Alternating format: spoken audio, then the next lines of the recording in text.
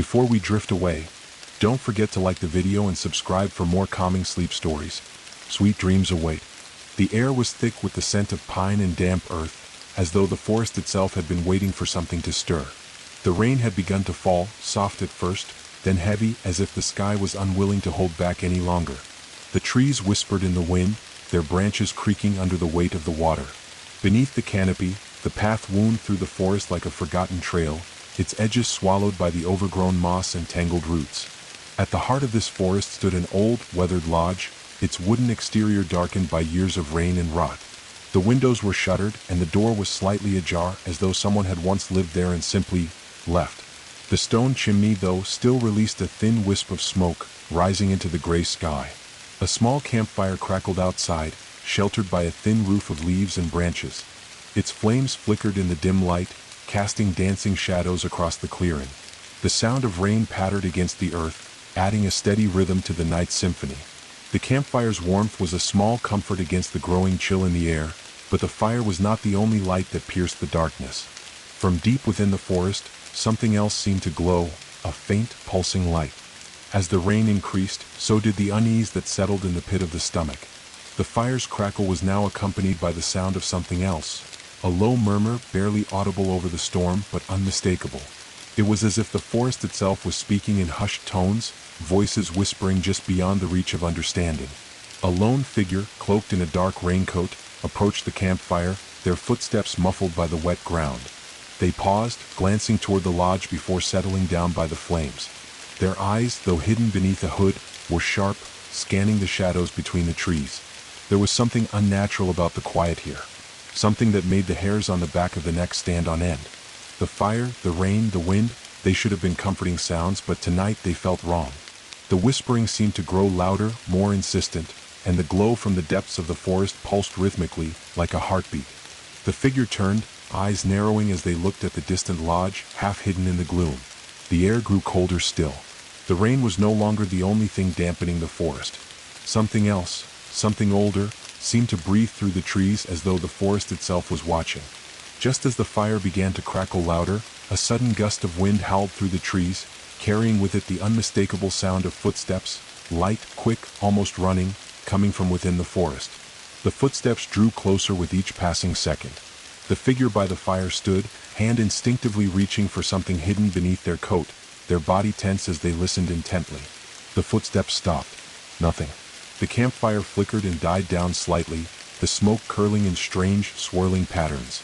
The only sound now was the soft hiss of rain against the earth. The figure took a step forward, their breath coming out in short, controlled puffs as they approached the source of the mysterious light. The lodge, now fully visible, stood ominously at the edge of the clearing. The faint glow pulsed once more, brighter this time, as if beckoning them closer.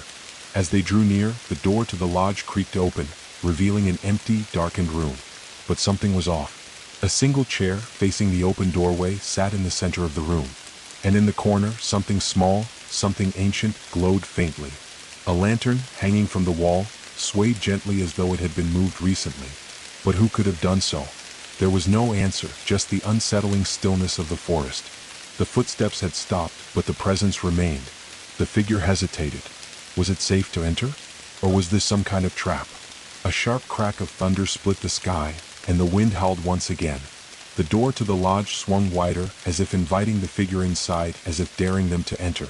The light from the lantern flickered wildly, casting strange, warped shadows on the walls.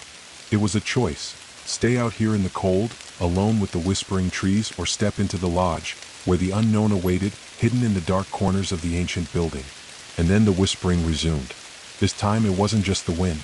The figure took a deep breath, their heart racing. They stepped toward the open door. Just as they crossed the threshold, the lantern's light flared bright, and the door slammed shut behind them. Inside, the temperature seemed to drop sharply, and the air felt thick, as though it had been trapped in the lodge for years, breathing with the walls. The smell of damp wood and earth mingled with something older, something faintly metallic, as if the building had absorbed the secrets of its past. The lantern flickered once more, casting the entire room into an eerie glow that barely illuminated the edges of the darkened corners. The door slammed shut with a force that rattled the walls, and for a moment, everything was still. The sudden silence felt suffocating, heavy, as if the house itself were holding its breath. The figure glanced over their shoulder, but the door, once wide and inviting, was now a solid barrier, its weathered wood looking more menacing than welcoming. They were trapped. Their gaze swept across the room, taking in the details. The furniture was ancient, covered in dust and cobwebs, as though it hadn't been touched in decades. A fireplace sat dormant on one side of the room, its stones cold and blackened from years of neglect. The only source of light was the flickering lantern, which cast long, twisted shadows across the cracked, worn floorboards. It was then that something caught their eye, a figure barely visible in the farthest corner of the room, standing still, just out of the reach of the lantern's glow. It was a shape, humanoid but distorted, almost like it was made from the shadows themselves. The figure didn't move, didn't even seem to breathe. But the longer they stared, the more it felt as if it were watching them, waiting. A sudden sound snapped their attention back to the room, a low creak like the floorboards shifting under unseen weight. The figure turned, trying to locate the source of the noise, but the room seemed to stretch farther than it should. No matter how much they scanned the area, there was always something just out of sight, just beyond the reach of the lantern's glow. The whispering began again, faint but unmistakable, threading its way through the silence. The shadows seemed to shift, twisting in ways that defied the normal movement of light and dark. The figure stepped forward, their boots sinking into the old floorboards with a muffled thud, their heartbeat quickening in their chest. They needed to find the source of the strange light, the pulsing glow that had beckoned them here. As they approached the farthest corner, the air grew colder, and the whispers grew louder, more insistent, pressing in from all sides. They could almost make out words now, though they were faint and distant, like an old memory that was just on the edge of recall. The light grew brighter the closer they got, and with it, the room seemed to close in. The once expansive lodge now felt narrow, as if the walls were leaning in, listening, waiting. The figure's breath quickened, the damp air suddenly thick with something else, something more than just the scent of old wood and rain. They reached the source of the light, a small, intricately carved chest that sat atop an ancient wooden table. The lantern's flicker cast a strange glow upon it, illuminating its surface, which was covered in strange symbols. They didn't recognize the markings, but they felt wrong, as if they weren't meant to be seen by human eyes. The whispers intensified, now rising to a deafening crescendo. The chest seemed to pulse with life, its carvings moving in the shifting light. It was as if the very symbols were alive, writhing on the surface like something trapped inside the wood, desperate to escape. The figure's hand reached out, drawn by an irresistible force.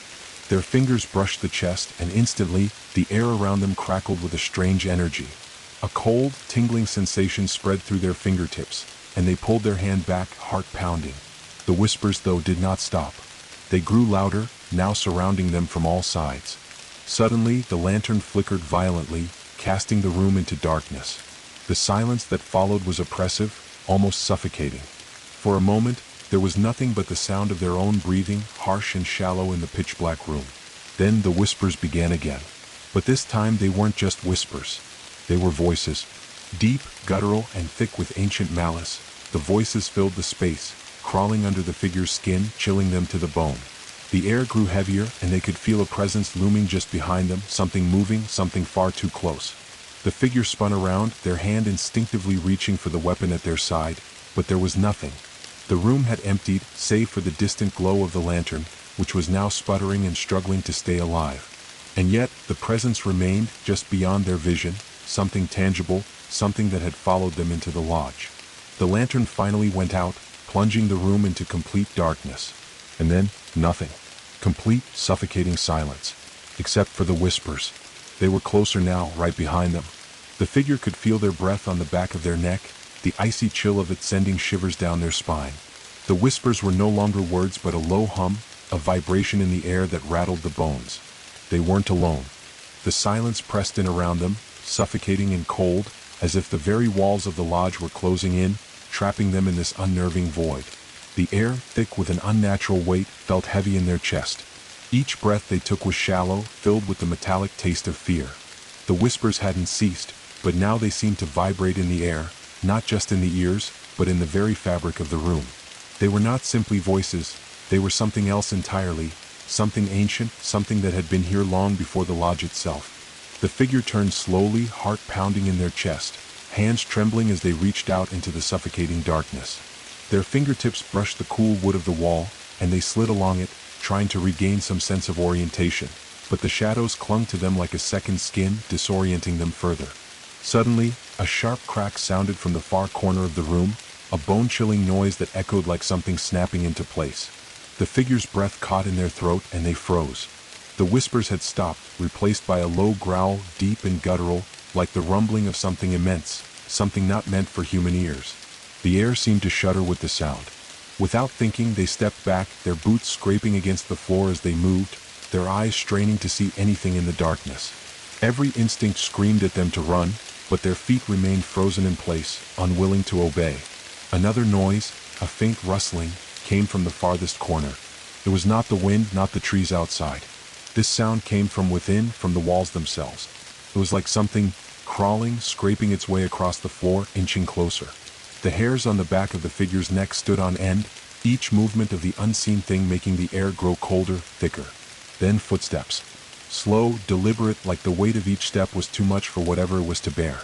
The footsteps were too heavy to be human, too slow, too steady, as though something far older was pacing the room with deliberate care. The figure could feel the oppressive weight of it, the presence creeping closer. The whispers started again, this time louder, as though they were not coming from the walls but from the very shadows themselves. The cold sensation at the back of their neck deepened. They weren't just being watched, they were being hunted. Every instinct screamed at them to escape. But how? The door had slammed shut behind them, the windows were too high to reach, and the room itself felt alive, shifting around them. The walls seemed to stretch in every direction, bending the reality of the space until the lodge no longer made sense. It was no longer just a building. It was something far older, an entity, a creature of the forest, of the earth itself. And in that moment they realized, this place wasn't abandoned. It had never been empty. It had always been alive, always been watching. The lodge had been waiting for someone to enter, to fall into its grip. The figure forced their legs to move, stumbling forward toward the opposite wall, desperate for something, anything, to hold onto. Their hands scraped along the cold stone fireplace, and they pressed their palms against it, as if trying to find some grounding in the presence of the impossible. Their heart raced, their breath came in ragged gasps, and yet the footsteps grew closer, the thing, whatever it was, drawing near but still staying just out of sight. Then suddenly the whisper stopped. Absolute silence. The figure held their breath, every nerve screaming in the stillness. In the deep quiet, they could hear their own heartbeat thundering in their ears, loud enough to drown out the world. Every muscle in their body was locked in place, frozen in terror, waiting for the inevitable. And then, the light flickered back to life. The lantern, which had gone dark moments earlier, suddenly sparked and flared, casting a brilliant, unnatural light across the room. The walls, once solid, dark, and oppressive, seemed to pulse in time with the lantern's glow. Shadows stretched unnaturally, their edges sharp and jagged, as if something had come alive within them. At the far end of the room, the figure appeared. It was not a person, not a creature they could have ever imagined. Its form was long, too long, its limbs stretching and bending in ways that were wrong. It was cloaked in shadows, its face obscured by a hood of dark mist. Yet there were no eyes, only empty voids where they should have been, where the darkness itself seemed to pour from, a darkness that consumed the light and left only an aching, oppressive absence. The figure moved closer, its form impossibly tall, impossibly thin, its shape growing more twisted with each step. The air grew colder still, the temperature plunging into a bone-deep chill that seemed to seep into the very marrow of their bones. The whispers returned, now louder than ever, the voices echoing in strange, guttural languages that twisted their mind and made it hard to think, to focus. The shape took another step, and this time the ground beneath their feet shifted, cracking as if the very earth beneath the lodge was coming alive. The figure's heart raced, but no sound came from their mouth. No scream, no plea for mercy. Only silence. And then it spoke. Its voice was not one of flesh or bone, but of the earth itself, deep and resonant, as though it came from the depths of the forest, from the roots of the trees, from the heart of the mountain. Its words were low, vibrating through the figure's chest, shaking them to their core. You are not meant to be here. The air turned ice cold. The shadows moved, twisting around the figure like serpents, crawling along the walls, pulling them in every direction. The figure tried to resist, tried to move, but the shadows held them fast, freezing them in place. Their bodies screamed to flee, to fight, but every movement felt sluggish, as though they were moving through thick, cold water. The figure's eyes locked with the dark void where its face should have been. There was nothing there, nothing but the infinite depth of the blackness, an emptiness that seemed to stretch forever, a hunger that could not be quenched. You should never have come. The whispers grew louder, faster, until they became a deafening roar. And then the darkness consumed them. The sensation of being consumed by the darkness was unlike anything the figure had ever experienced. It wasn't just a physical sensation. It was as if the very essence of their being was being pulled apart, stretched thin across the infinite void that lay beyond the lodge. The coldness wasn't just the chill of the air. It was a biting, invasive frost that seemed to sink deep into their bones, into the very soul. The shadows wrapped around them, constricting like tendrils, their edges sharp and jagged. They could feel them sliding under their skin, tugging at their thoughts, pressing against the very core of their being. The whispers continued, rising and falling like a storm, a constant hum of something old, something ancient, something that had existed long before the first tree had taken root in the forest. In the midst of the darkness, the figure's mind began to unravel. Memories, distorted and half-formed, flashed before their eyes, too fast to grasp but too vivid to ignore.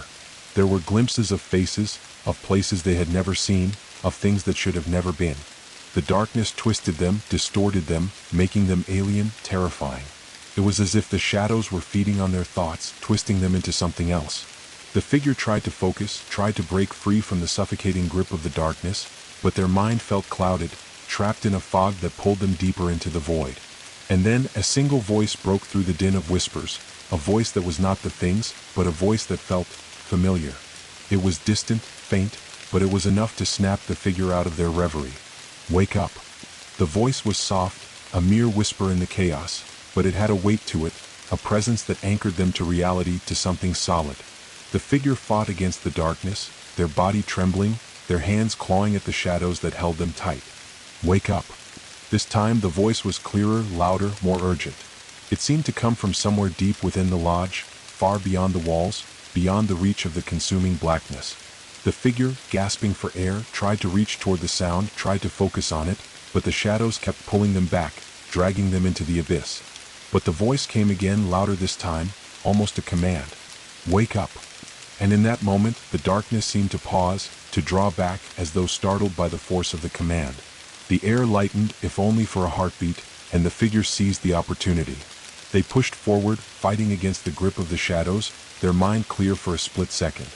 Their body lurched, moving against the suffocating pull, reaching for the light that flickered weakly in the distance. And then, just as they felt themselves slipping deeper into the shadows, the world around them shifted. The darkness gave way to the distant sound of the wind, of rain pattering softly against the window, of leaves rustling in the trees outside. They gasped, taking in a deep breath of cool, fresh air. They were outside again, standing at the edge of the lodge. The campfire crackled in the clearing, its warmth a stark contrast to the cold they had just endured. The rain had slowed, though the forest was still alive with the rhythm of the storm. The trees stood tall and silent, their dark silhouettes swaying gently in the wind. The figure stumbled forward, their legs unsteady, their heads spinning. They glanced behind them at the lodge, but it stood motionless, quiet, the door slightly ajar, just as it had been when they first arrived. The glow from the lantern was gone, and the eerie presence had faded with it. But the whispers were still there, faint and distant, just at the edge of hearing. They could feel them like a thread pulling at the back of their mind, like a memory just out of reach. The figure shook their head, trying to shake off the lingering sense of dread. They had escaped the darkness, hadn't they? They had made it out. But as they turned away from the lodge, their eyes caught something in the distance. A figure standing motionless at the far edge of the clearing. It was cloaked in shadow, its form indistinct but unmistakable. Its presence felt as cold and ancient as the darkness they had just escaped, and the whispers grew louder, more urgent, as if warning them, as if telling them to turn back. The figure's heart skipped a beat, and they took a step back. This was not a person. It was something else, something they had not seen before, but something they had felt. The thing from the lodge, from the darkness, was still here. It had never left, and it was waiting. The air around them thickened once again, growing cold, heavy. The whispers grew more frantic, rising in pitch, becoming almost a scream.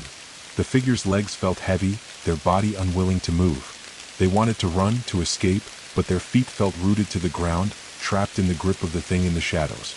It moved then, slowly, deliberately. The darkness that surrounded it seemed to pulse with each step, as if it were alive, feeding on the fear that rippled through the figure's body. The figure could see now, could see the shape more clearly, the tall, thin, humanoid form, cloaked in a shroud of shadow, its face a void, empty, without feature or expression. Its eyes, if they could even be called eyes, were just hollow, infinite blackness, an abyss that threatened to swallow everything around it.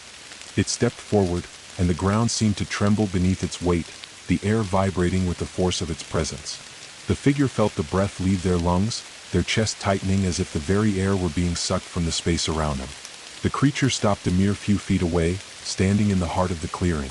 Its form seemed to shift, to twist with the darkness, its shape ever-changing but always impossibly tall, impossibly thin. And as it stood there, silent, the whispers rose again, louder this time, filling the space, overwhelming the figure's senses. And then it spoke. Its voice was not the same as before, no longer deep and resonant. Now it was softer, almost like a whisper, but with a chilling, mocking edge. You thought you escaped, but it never lets you go. The figure's body trembled. Their mouth went dry and they couldn't speak, couldn't scream. Their mind raced, but their body was frozen, unwilling to obey. The shadowed figure took another step, its presence engulfing them completely. And then it was upon them. The world seemed to slow as the shadowed figure loomed closer, its presence overwhelming, pressing in from all sides. The very air felt thick, almost suffocating, like the lodge itself was breathing, exhaling in time with the figure's every movement. Each step it took reverberated through the ground beneath the figure's feet, a low hum that vibrated through their bones, making them feel as though they were standing on the edge of something far worse than they could comprehend. The figure tried to move, to break free from the suffocating grip of the fear that held them in place, but their body refused to respond. Their muscles locked, their feet rooted to the wet earth beneath them, as though the ground had turned to stone.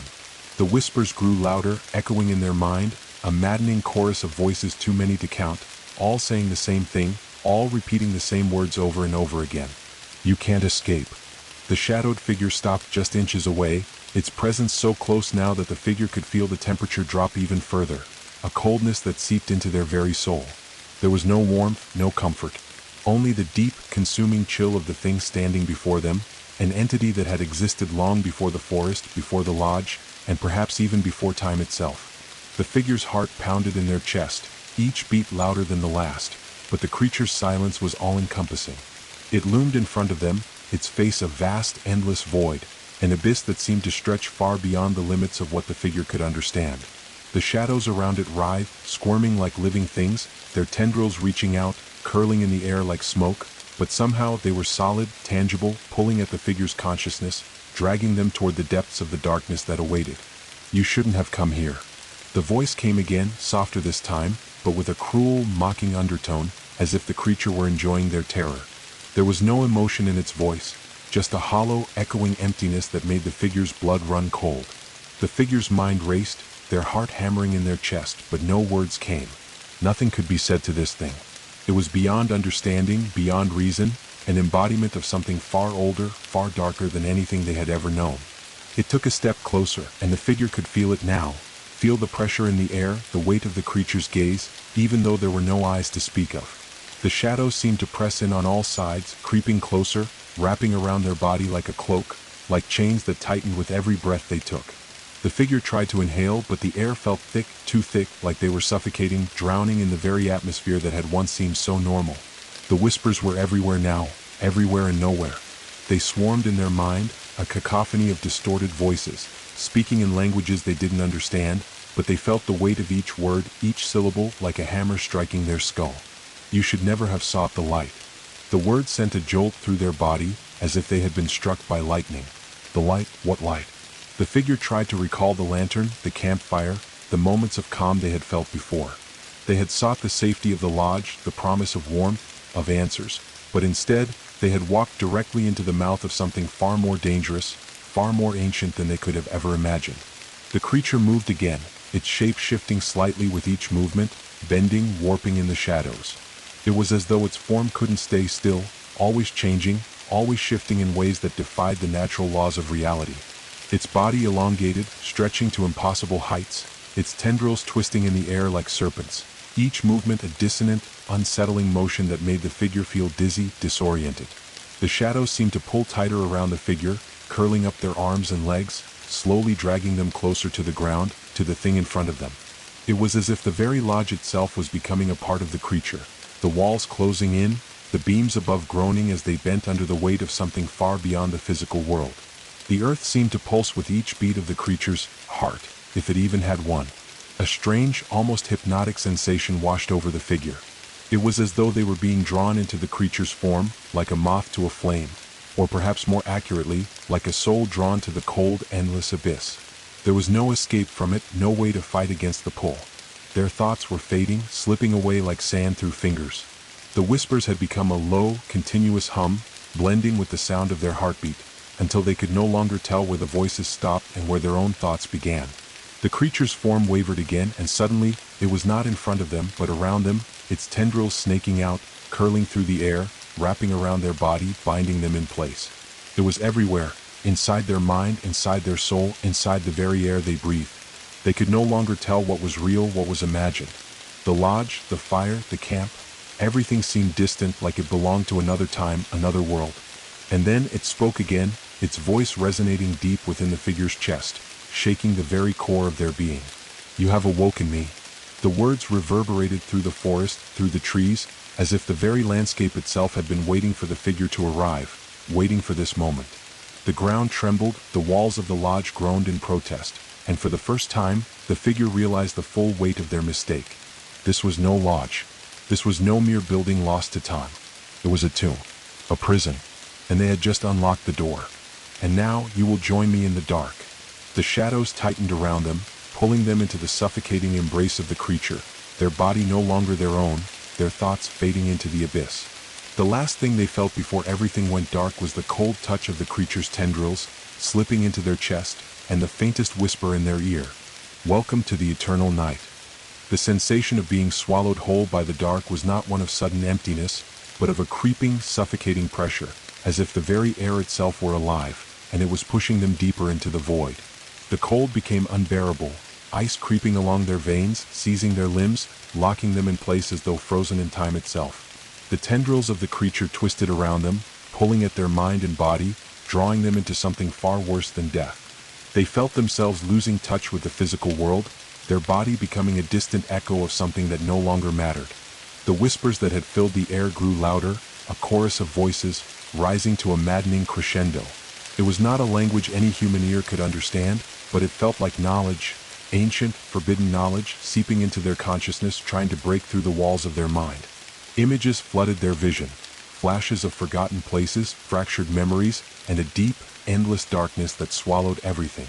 They saw a vast landscape, a place where the sky stretched endlessly, dark and churning, with mountains that seemed to pierce the heavens. The ground was cracked and dry, blackened by centuries of corruption. It was a place that should not exist, a place that had never known light. And at the center of it, standing tall and monstrous, was the creature, its form a shape that seemed both familiar and alien, an entity so old, so vast, that it defied comprehension. The figure could feel its presence, could feel its gaze, though it had no face to speak of. Its mind, ancient and ancient beyond time, connected with theirs, and they understood then, this thing, this being, was not simply a creature of shadow. It was a part of the earth, a part of the forest, a part of the very bones of the world itself. "You have awakened me," the voice echoed once more, deep and resonant, like the sound of earth shifting and grinding under the weight of centuries. "You have disturbed the silence that held me." The figure's heart thudded painfully in their chest, their throat tight with an overwhelming sense of dread. It was as if the very foundation of their existence was being ripped away, piece by piece, and in its place was an endless, incomprehensible terror that left no room for hope. The creature continued, its voice reverberating through the air, a sound that felt like a command, an invitation, and a threat all at once. "The darkness has long waited, patient and unyielding.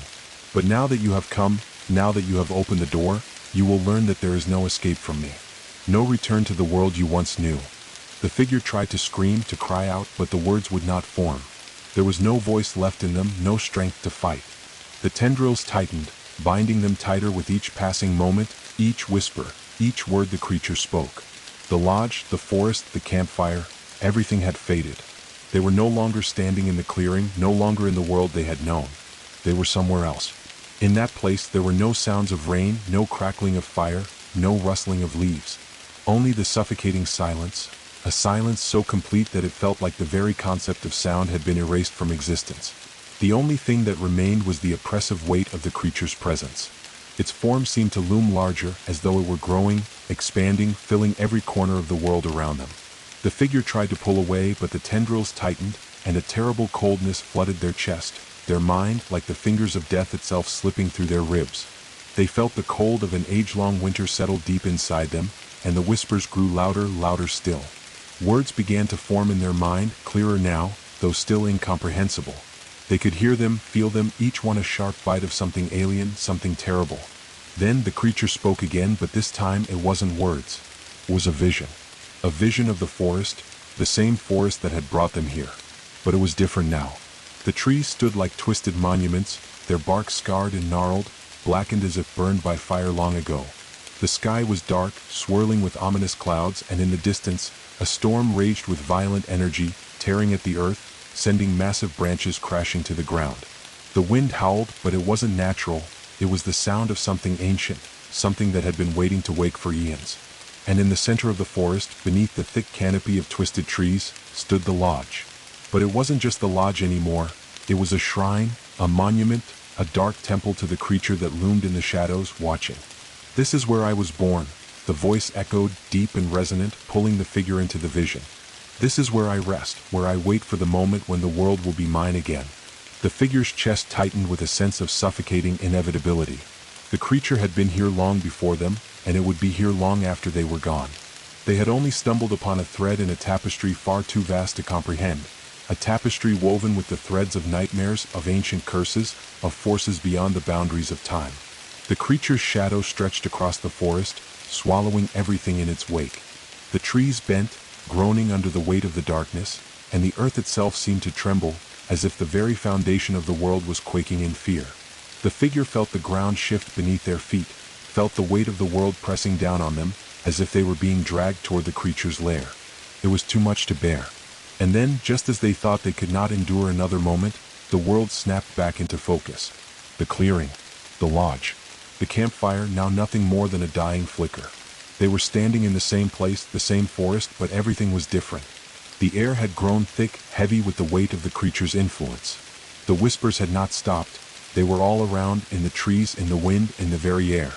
The shadows of the forest had lengthened, bending and twisting in unnatural ways, as though the forest itself had become a part of the creature, a part of its terrible design. The figure looked around desperately, their breath ragged in their chest. The sense of dread had become almost unbearable. It was as though the world had slipped out of alignment, as though they had stepped into a place that was not meant to exist.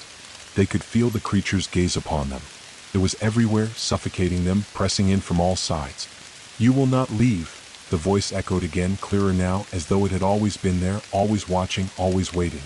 The figure's legs buckled beneath them, their body collapsing to the ground, but the shadows were quick to envelop them, wrapping around their limbs, pulling them back to their feet. There was no escape from this place, from the creature, from the darkness that had taken hold. "You will remain as I remain," the voice whispered, closer now, right in their ear. "For all eternity." And with that, the darkness closed in, swallowing them whole. The sensation of being pulled into the shadows was not immediate. It was slow, deliberate, like sinking into quicksand, each moment stretching out endlessly. The figure's body felt weightless, as though gravity itself had lost its hold. The shadows around them pulsed, writhing in rhythm with their heartbeat, encircling their limbs, pulling at their mind. The air had turned thick, oppressive, pressing against their skin like a heavy shroud.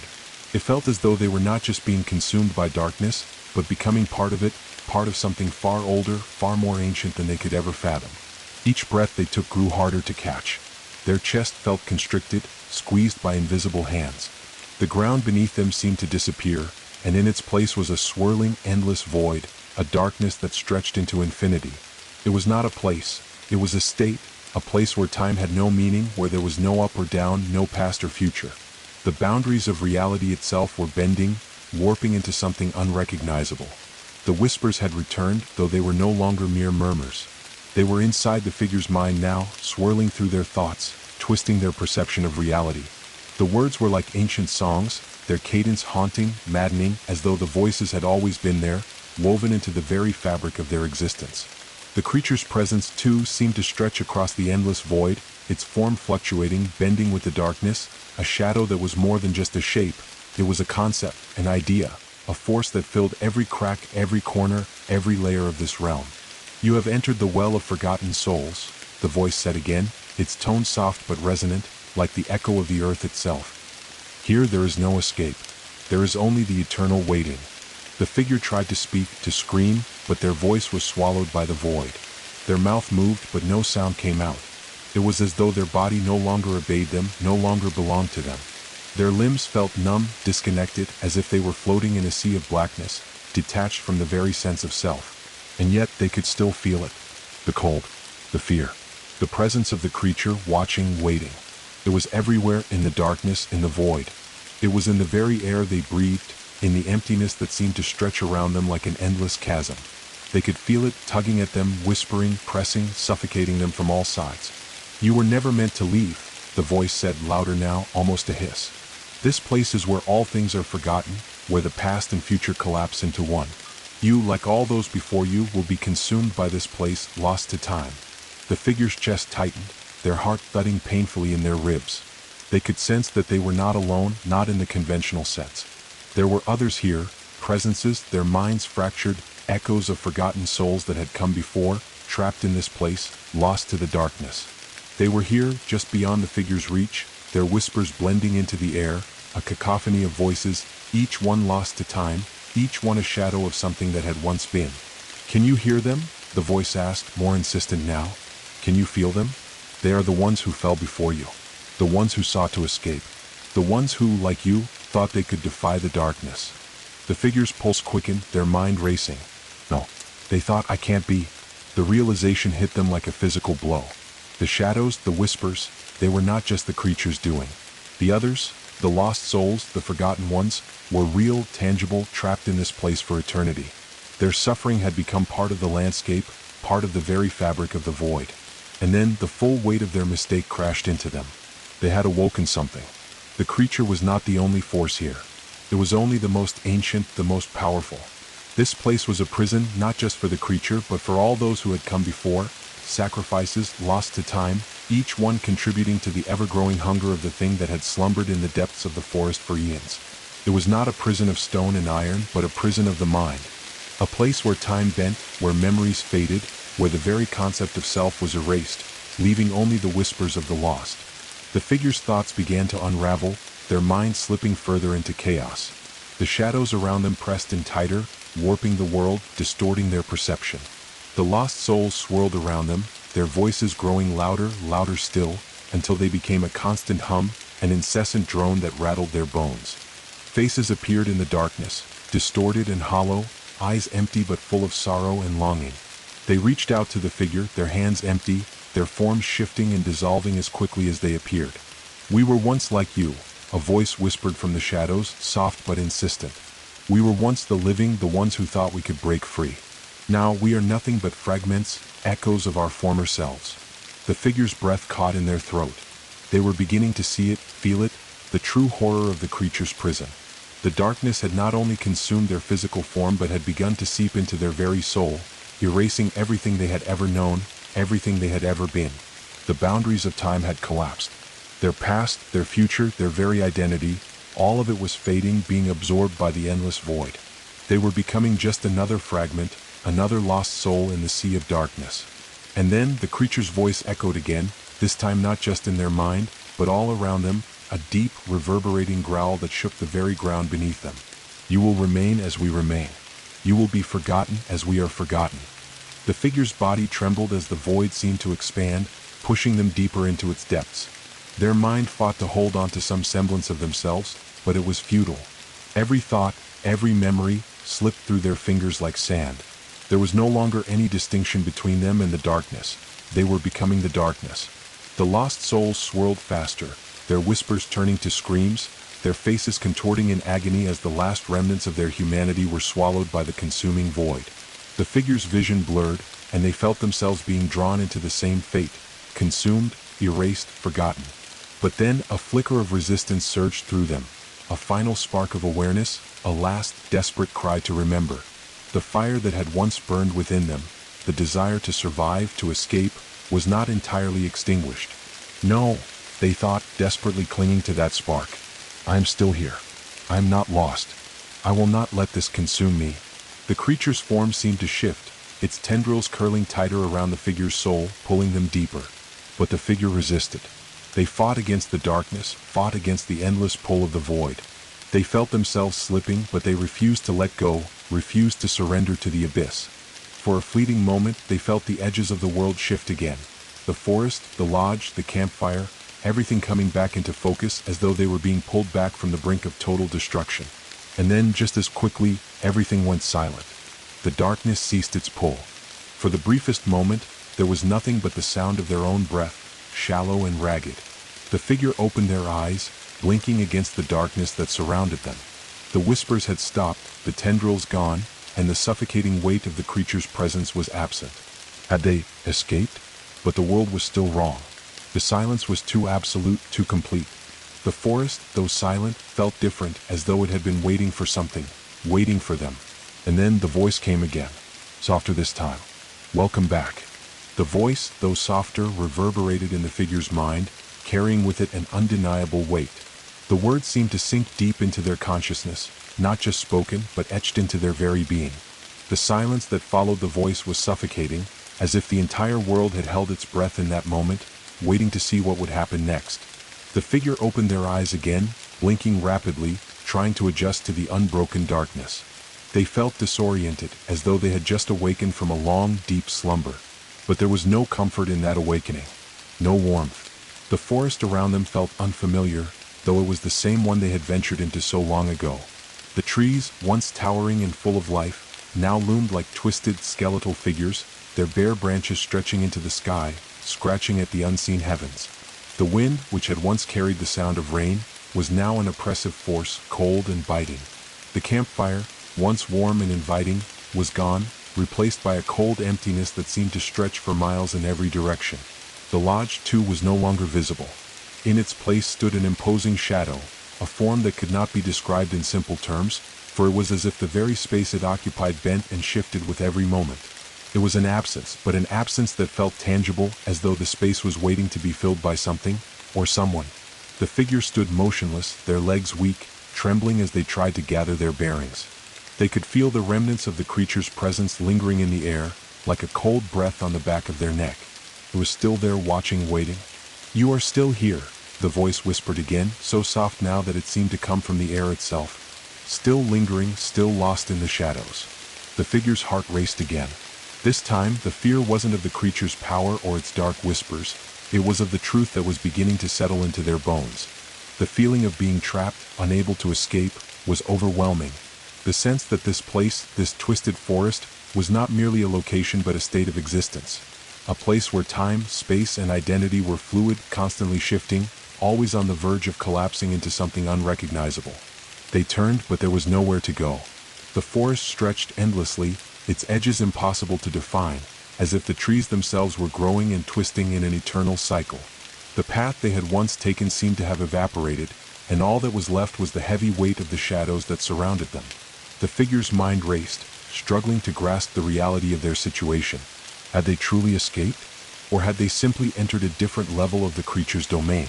Was this some kind of purgatory, an endless loop where the boundaries between the living and the dead no longer mattered? The cold that surrounded them seemed to seep into their very bones, into their thoughts, making them question their own existence. They took a step forward, then another, though they knew not where they were going. Each movement felt like wading through thick fog, as though the air itself was trying to hold them in place, trying to pull them back into the suffocating void they had just narrowly escaped.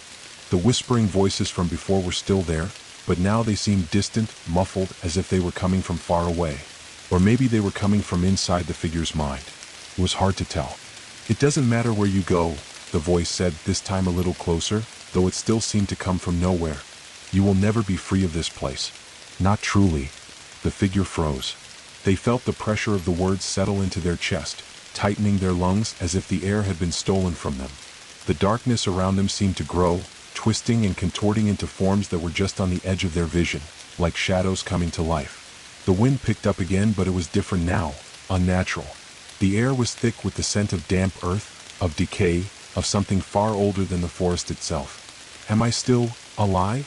the figure thought, the question slipping into their mind unbidden like a poisonous thought. The word alive seemed hollow now, meaningless.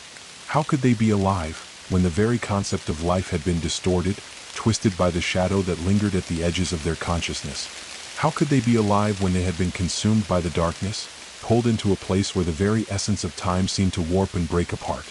The ground beneath them trembled slightly, a low vibration that seemed to come from deep within the earth itself. The trees groaned in response, their branches swaying unnaturally, as if in reaction to an unseen force. The figure's breath quickened, the panic rising again, but this time it was different. This wasn't just the terror of being trapped in a dark forest. This was something far deeper, something more profound, something that spoke to the very nature of existence itself. And then they heard it. A voice, but not the creature's. Not a whisper. Not a distant echo. This voice was clear. Real. Human. Help. The figure spun around, their heart leaping in their chest. They weren't alone. A figure emerged from the shadows, stumbling forward. Their clothes were torn, their face gaunt and pale, their eyes wide with terror. They were breathing heavily, their movements erratic, as though they had been running for days. They looked familiar. No, the figure's heart sank. It was them. The same face, the same eyes, the same expression. But how could it be? The other figure, a twisted reflection, a ghostly image of themselves, stumbled closer, its eyes wide with a desperate, pleading look, its voice growing stronger, more frantic. "Help me!" it cried again, its hands reaching out, its body trembling violently. But there was something off about its movements, something unnatural.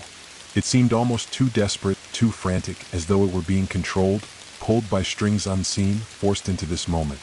"You," the figure whispered, the words choking in their throat, their mind racing to make sense of what was happening. Was this some kind of trick? Some illusion, a manifestation of the creature's power? Or was this really them, another version, another soul caught in the same endless nightmare? The figure took a step back, their legs shaky beneath them. The ghostly double of themselves came closer, its eyes pleading, its voice growing more frantic. "Please, you have to help me. You have to get us out of here," it begged, its voice cracking with fear. But as it reached out to them, the figure noticed something horrifying. The shadow at the base of its feet was growing. It stretched out like a thick, living tendril, reaching toward them, creeping along the ground like something hungry, something that had been waiting to devour. The figure looked back at the creature, the shadow, the thing that had been pulling at them all this time. It was here. It had always been here. The darkness was no longer just a prison. It was a hunger. And now it had claimed them both. ChatGPT said. The figure's chest tightened as they watched the shadow spread further, inching toward them with a slow, deliberate crawl. The darkness beneath the ghostly version of themselves rippled, moving with a purpose, as though it had a mind of its own, like it was alive, waiting for the moment to strike. The tendrils of darkness reached out, almost like fingers, seeking the figure's own body. The air grew colder, the oppressive weight of the shadows bearing down on them, thick and suffocating, like an enormous hand gripping the entire world. They could feel it, the hunger, the deep, gnawing emptiness that radiated from the thing pulling at their very soul. The creature's presence in the air was undeniable, suffocating. The whispers were louder now, more insistent. The forest around them seemed to lean in closer, the trees whispering in a language they could not understand. Every leaf, every branch, every droplet of water from the rain that had long since ceased to fall, was an extension of the darkness that enveloped them. The ghostly figure, their twisted reflection, was still there, now stumbling forward, dragging its own feet, eyes wild with panic, but there was something wrong, something unnatural. The figure could feel it now, the overwhelming sensation of being pulled not just physically but spiritually, the darkness seeping into the very marrow of their bones, twisting their thoughts, clouding their judgment. "Please?" The figure's doppelganger whispered again, voice strained, frantic. "You have to help me. You have to help us." The words were pleading, but they felt hollow. The voice was too familiar, too desperate, like an echo of their own mind, a reflection of their deepest fear. And as the shadow writhed closer, they began to understand. This was not a rescue. The plea was an invitation. Trap. The figure stumbled backward, their heart racing, breath coming in quick, shallow gasps. The closer the doppelganger came, the more they felt themselves losing grip on reality. The shadows moved faster, curling around the ghostly reflection of themselves, as though the darkness was wrapping it up, drawing it into itself. The twisted image smiled. No, grinned, its teeth sharp and jagged like those of a predator. Its eyes were no longer full of terror, but full of hunger, just as the shadows were. "Join us." The figure, their reflection, whispered, the words sounding more like a command than a plea now. You can't escape. We're the same. We've always been the same. The figure felt a cold sweat break out on their skin as they realized the horror of the situation. The shadow at their feet was not merely consuming their reflection. It was trying to consume them. It was feeding on the fear, the confusion, the very essence of their being. The doppelganger's voice changed again, its tone lower now, like an echo from a long-forgotten dream. "We are one," it said almost soothingly as it stepped closer, its face now completely twisted, the edges of its form blurring with the shadows. "We are not separate. You cannot escape me. You never could." The figure's breath hitched. A realization flooded over them, sharp and painful. This was not a mere manifestation. This wasn't some trick of the mind, some illusion crafted by the creature. No. This was the true nature of their existence now, split, divided. The darkness had not just consumed their body, it had fractured them. They were no longer one. They were two, but only in the most twisted sense. The forest, the shadows, the creature, they had all conspired to twist them into this horrific reflection. "No," the figure whispered to themselves, their voice barely audible, their mind racing with the sickening truth. "I can't be like you. I can't." But as they spoke, the shadows closed in further. The air seemed to thicken, pressing in from all sides. Their body felt heavy, as though they were sinking into the very earth beneath them.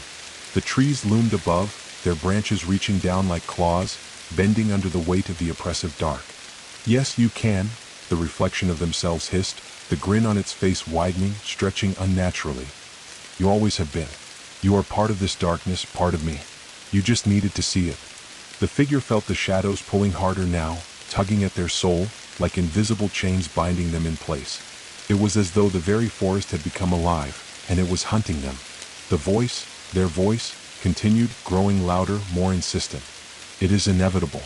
We are both a part of the darkness. We always have been. You cannot outrun it. You cannot fight it." The figure struggled, their limbs growing heavier as if weighed down by unseen forces. Their heart thundered in their chest, and they gasped for air, the pressure around them unbearable. The whispers were overwhelming now, swirling in every corner of their mind, like a storm of memories, broken thoughts, and emotions that didn't belong to them. The boundaries between who they were and the creature they had become blurred, until they could no longer tell where their body ended and the shadow began. "Stop it!" they screamed, their voice raw and desperate, trying to fight against the pressure closing in on them, the pull of the shadows that sought to drag them down. "I am not you. I am not this." But the reflection just laughed, a twisted, hollow laugh that echoed through the forest, through the very core of the figure's being. It stepped forward, its form dissolving into the shadow, becoming one with the darkness. "We will always be one," the reflection said, its voice merging with the shadows themselves. "Always." And then, as if on cue, the shadows snapped. The force of the darkness surged forward, engulfing the figure in an instant. The ground beneath them seemed to give way, and they were swallowed whole by the consuming abyss. There was no light, no sound, only the crushing weight of the darkness pressing in from all sides. The world, the forest, the memories of who they had been, all of it dissolved into nothingness. The only thing that remained was the hunger. The darkness devoured everything, consuming every thought, every fragment of their being, leaving behind nothing but an emptiness. A void where once there had been life, once there had been a soul. The forest, now silent, stood witness to the fate of the one who had dared to seek its depths. The creature's presence, the shadow, lingered in the air, waiting for the next one to stumble upon its path. For in this place, there would always be one more soul to consume, one more soul to join the endless, eternal darkness. The darkness didn't relent. It wrapped itself around every thought, every fragment of the figure's consciousness, erasing them with a cold, slow precision. The air, thick with the stench of rot and decay, twisted, warped as the void stretched and expanded. Time was meaningless here. Nothing had weight, nothing had form. It was as if the very essence of existence had been dissolved into this endless, churning blackness. And yet, somewhere in the vast emptiness, there was something, a flicker, a glimmer, a tiny spark of resistance as fragile as a dying ember. It was a whisper against the silence, the faintest echo of a thought that refused to be consumed entirely. "I am not lost. I am not." The thought was almost drowned by the overwhelming flood of nothingness, but it persisted, refusing to vanish completely. The darkness seemed to recoil from it, as though it had encountered something it could not entirely erase. There was no longer any sense of direction or time, no distinction between self and void. But this flicker, this small, stubborn fragment of being, began to pulse, to throb with quiet urgency. I'm still here. It wasn't clear how the figure could still think, still exist in some form, but the whispers of the lost souls, now countless and countless more, seemed to be fading into the distance, pulling away from the center of this infinite blackness. The figure couldn't feel their limbs, couldn't see their body, but there was a faint, painful tug, a reminder that there had once been something to them, something that had once lived. And then the sensation of cold seeped in, sharp, biting like ice against flesh. The figure felt the sudden, jarring force of it, a cutting wind that screamed through the void. It cut through the emptiness, sharper than any blade, a shock to their senses, as if their mind were trying to force itself awake, trying to grasp the concept of reality once again. The cold reached deep into them, forcing a shudder through the hollow of their being. And just like that, the darkness paused. A slight shift, almost imperceptible, rang through the air as if the entire universe had taken a breath. The vast emptiness gave way to something else, something almost tangible, something that pulled. A distant sound echoed, a crackling, gentle at first, but growing louder. Fire. A fire? The figure's mind seemed to recognize the warmth, the promise of comfort, a memory buried in the depths of their being. It was so distant, so faint, but it was enough to stir something inside them. Light. The coldness was now accompanied by the smell of burning wood, the soft rustling of branches, the pop and crack of flames dancing in a far-off place. The figure's mind, lost and consumed by the darkness, recoiled at the thought of warmth. Could this be a trick? The creature's domain had always manipulated the senses, twisted them to its will. Had the shadow somehow manifested this image, this sound, to draw them back into its depths? But the warmth persisted. With it came an image, a flickering flame, weak at first, surrounded by the blackness that swallowed the figure. But in the distance, so far in the distance, it seemed to grow stronger. A fire. The pulse of life. The faintest hope. The figure wasn't sure if it could move, if it even had a body anymore. But the idea of something real, something familiar, something that had been before, began to fill them with purpose. They focused on the warmth, willing themselves to find the source of the fire. They weren't sure how, but they had to try, had to reach for it. As if answering their desperate thought, a series of images flooded their mind, memories distant yet clear. A forest, a lodge, a campfire crackling against the storm. The warmth of it, the flickering orange light, the comforting scent of burning wood. The crackling of fire, the comfort of it against the cold. The flames in their mind danced, beckoning. The figure could feel the pressure of the darkness pushing against them, the pull of the creature's hunger threatening to pull them back into the void. But the fire, it burned with a promise of something real. Something that felt like a lifeline. They focused harder, willing themselves toward it, toward the flame, toward the fire. The blackness began to shift as though it were alive, undulating with an unseen force, pushing and pulling against the figure. It was as though the shadow itself didn't want them to move toward that light. The pressure grew heavier with each step, each thought, but the fire persisted. The memory of it, the promise of warmth and life, made the figure feel something. A tiny spark of resistance against the overwhelming weight of the void. The wind howled again, distant, but now it was different.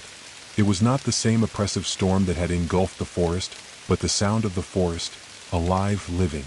It wasn't a scream, it was the whisper of the trees, the sigh of leaves shifting in the wind. And then there was a pull, a tug, a sense of something real. The fire wasn't a mere memory anymore. It was here. The light wasn't just an echo from the past. It was now, present, alive. The figure's breath hitched, their mind stretched, reaching with everything it had. And then, there was movement. A flicker in the distance. A shape, dark and towering, but still lit by the fire. The lodge? The figure strained, unable to see clearly, but it felt right. The fire, real, tangible, alive, was calling them. The wind tugged harder, but this time the figure felt something other than resistance.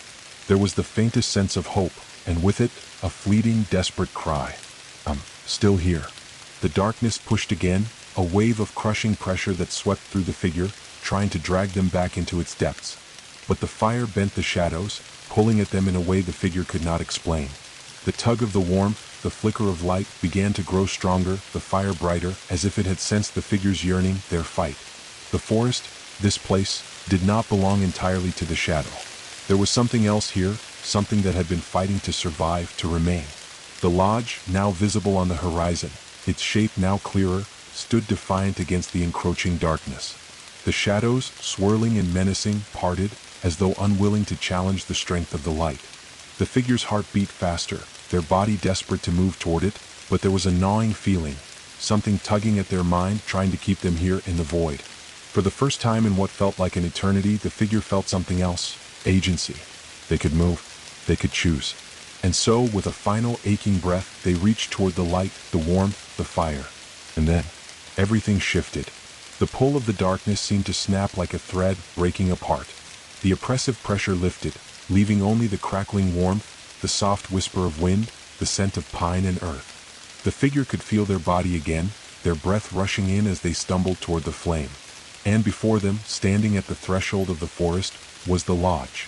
Not twisted, not dark, just as it had been before when they first arrived. But now it felt alive.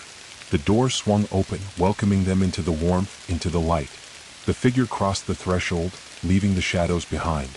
But somewhere deep within the forest, beyond the lodge's walls, the creature waited. The figure's breath caught in their throat as they crossed the threshold of the lodge, the warmth of the fire inside almost overwhelming after the cold, suffocating darkness they had just escaped. The flickering flames in the hearth crackled and danced, sending long shadows across the room. The air was thick with the comforting scent of burning wood and the earthy aroma of the forest outside. The walls, built from heavy logs and stone, gave the place a sense of ancient strength, stability. The figure thought, as if this place had withstood centuries of storms, of darkness. Inside, the lodge felt like a sanctuary, a refuge from the horrors outside.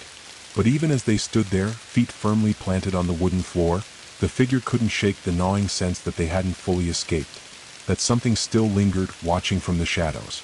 They scanned the room, eyes darting from one corner to the next, but all was still, save for the fire's crackling glow. There was a thick rug beneath their feet, its dark fibers worn from years of use. The furniture, simple and sturdy, was arranged in front of the hearth, as if awaiting the return of its rightful owners. Above the mantel hung a collection of old hunting trophies, stags, boars, and bears, their glassy eyes staring down with an eerie stillness, as if they too were waiting for something to happen. The figure took a tentative step forward, drawn to the warmth, yet still unsure. The firelight flickered across the room, casting moving shadows that seemed to dance along the walls, as if they too were alive, waiting for something. They closed their eyes for a moment, focusing on the warmth of the fire, the feeling of safety that washed over them. They had made it. They had escaped. But the gnawing uncertainty remained.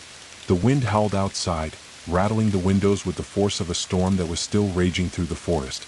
It was the same storm that had followed them, that had almost swallowed them whole. The figure's thoughts drifted, remembering the relentless pull of the darkness, the weight of it, the whispers that had nearly consumed them. But now here in this warm, safe place, it felt distant, like a fading nightmare. And yet, something in the back of their mind told them to be cautious. The figure glanced back toward the door. It stood open, just slightly ajar, the dark forest stretching endlessly beyond, the night alive with strange sounds. The trees seemed to move in the wind, twisting and groaning like ancient creatures. The shadows outside seemed to be stretching closer to the door, as if unwilling to let the figure fully escape. They took another step inside the lodge, moving toward the hearth, their fingers brushing the edge of the stone mantel. The fire's light flickered and shifted, casting fleeting shadows that seemed to pulse in rhythm with their heartbeat. The room felt warmer now, and they felt themselves begin to relax, to breathe easier. But then, the crackling of the fire shifted. It grew louder, almost unsettling, as if something was changing within it. The heat grew more intense, the flames dancing higher, reaching toward the ceiling. Suddenly, there was a sharp, unmistakable sound, a whisper, low and unmistakable, curling around the edges of the lodge. The figure's heart stopped. It was a voice. But it was not the voice of the creature they had escaped. No, this voice felt different. It was deeper, richer, more human perhaps, more familiar. You cannot hide here forever. The figure froze, their breath caught in their throat. The voice echoed around the room, coming from all directions but nowhere at once. It was the voice of someone who knew them, someone who knew everything about them. But who? It was not the creature's voice, that much was certain. It was something else, something far more elusive, more dangerous. They turned sharply, looking for the source of the voice, but there was no one. Only the fire, crackling, burning brightly, its light growing more intense with each passing second. You think you have escaped, but you have only traded one prison for another. The figure's pulse quickened. They stepped back, every instinct screaming for them to run, to get away from the lodge, away from whatever presence was speaking to them. But their feet wouldn't move. Their body felt frozen in place as if the very air in the room had thickened, trapping them where they stood. The firelight, once welcoming, now seemed oppressive, its warmth turned to heat, smoldering against their skin. "Who are you?" the figure managed to force out, their voice shaky, fear creeping into their throat. The fire crackled louder, the flames leaping higher as the voice responded, its tone growing darker, more twisted. "I am a memory, a shadow, a whisper in the wind." The figure could feel a coldness rising, seeping through the cracks in the lodge. It was the same cold they had felt before, that deep, bone-chilling cold that had wrapped itself around their soul, pulling them toward the abyss. The darkness outside was no longer just a presence. It was waiting as if it were alive, stretching into the lodge, pushing against the walls. "This place, it is not what you think it is," the voice continued, now more insistent, more urgent. "It was never meant to shelter you. It was meant to keep you here." The figure's breath quickened again. They tried to move, to run, but the room had shrunk around them. The walls seemed to close in, the shadows creeping up from the corners, thick and dark, stretching toward them, curling like hungry tendrils. "You belong to the forest, to the darkness," the voice said, louder now, rising in pitch, echoing through the walls, the flames flickering wildly. "You will never be free. Never truly escape. Not from me and not from what you have become." The figure could feel their chest tightening, the room spinning around them. The whispers grew louder, drowning out all other sounds. The presence of the voice, the fire, the darkness, everything began to bleed together, becoming one overwhelming force that threatened to pull them back into the void. "No, no!" the figure shouted, stepping back, their voice rising with panic. They clutched at their chest, struggling to breathe, the weight of everything pressing down on them. But before they could move, before they could even process what was happening, the fire in the hearth exploded outward with a deafening roar, sending waves of heat and light crashing through the room. The figure was thrown back against the wall, their vision spinning as the entire lodge seemed to quake. The shadows that had once retreated from the fire now rushed forward, converging with it in a chaotic, swirling mass. The figure barely managed to push themselves to their feet, their body battered, their heart racing. The voice, now echoing in their ears like 1,000 whispers, had turned to something more sinister, more personal, more alive. "You are mine now," the voice hissed, and the figure realized too late that it was not the fire, not the forest, not even the creature in the woods that had been the true enemy. It was the lodge itself. And in that moment they understood. The forest, the fire, the lodge, they were not separate. They were all part of something much larger, something that had been waiting for the right moment, for the right soul to wander too deep. And now that they had found them, there would be no escape. The lodge seemed to breathe. The walls groaned under the weight of the growing shadows, the very air thickening with an unnatural heaviness. The fire, once a welcoming blaze, now writhed and twisted like a sentient thing, its flames lashing out, hungry, eager. They reached, not just for warmth, but for the figure, for the soul that dared to enter this forsaken place.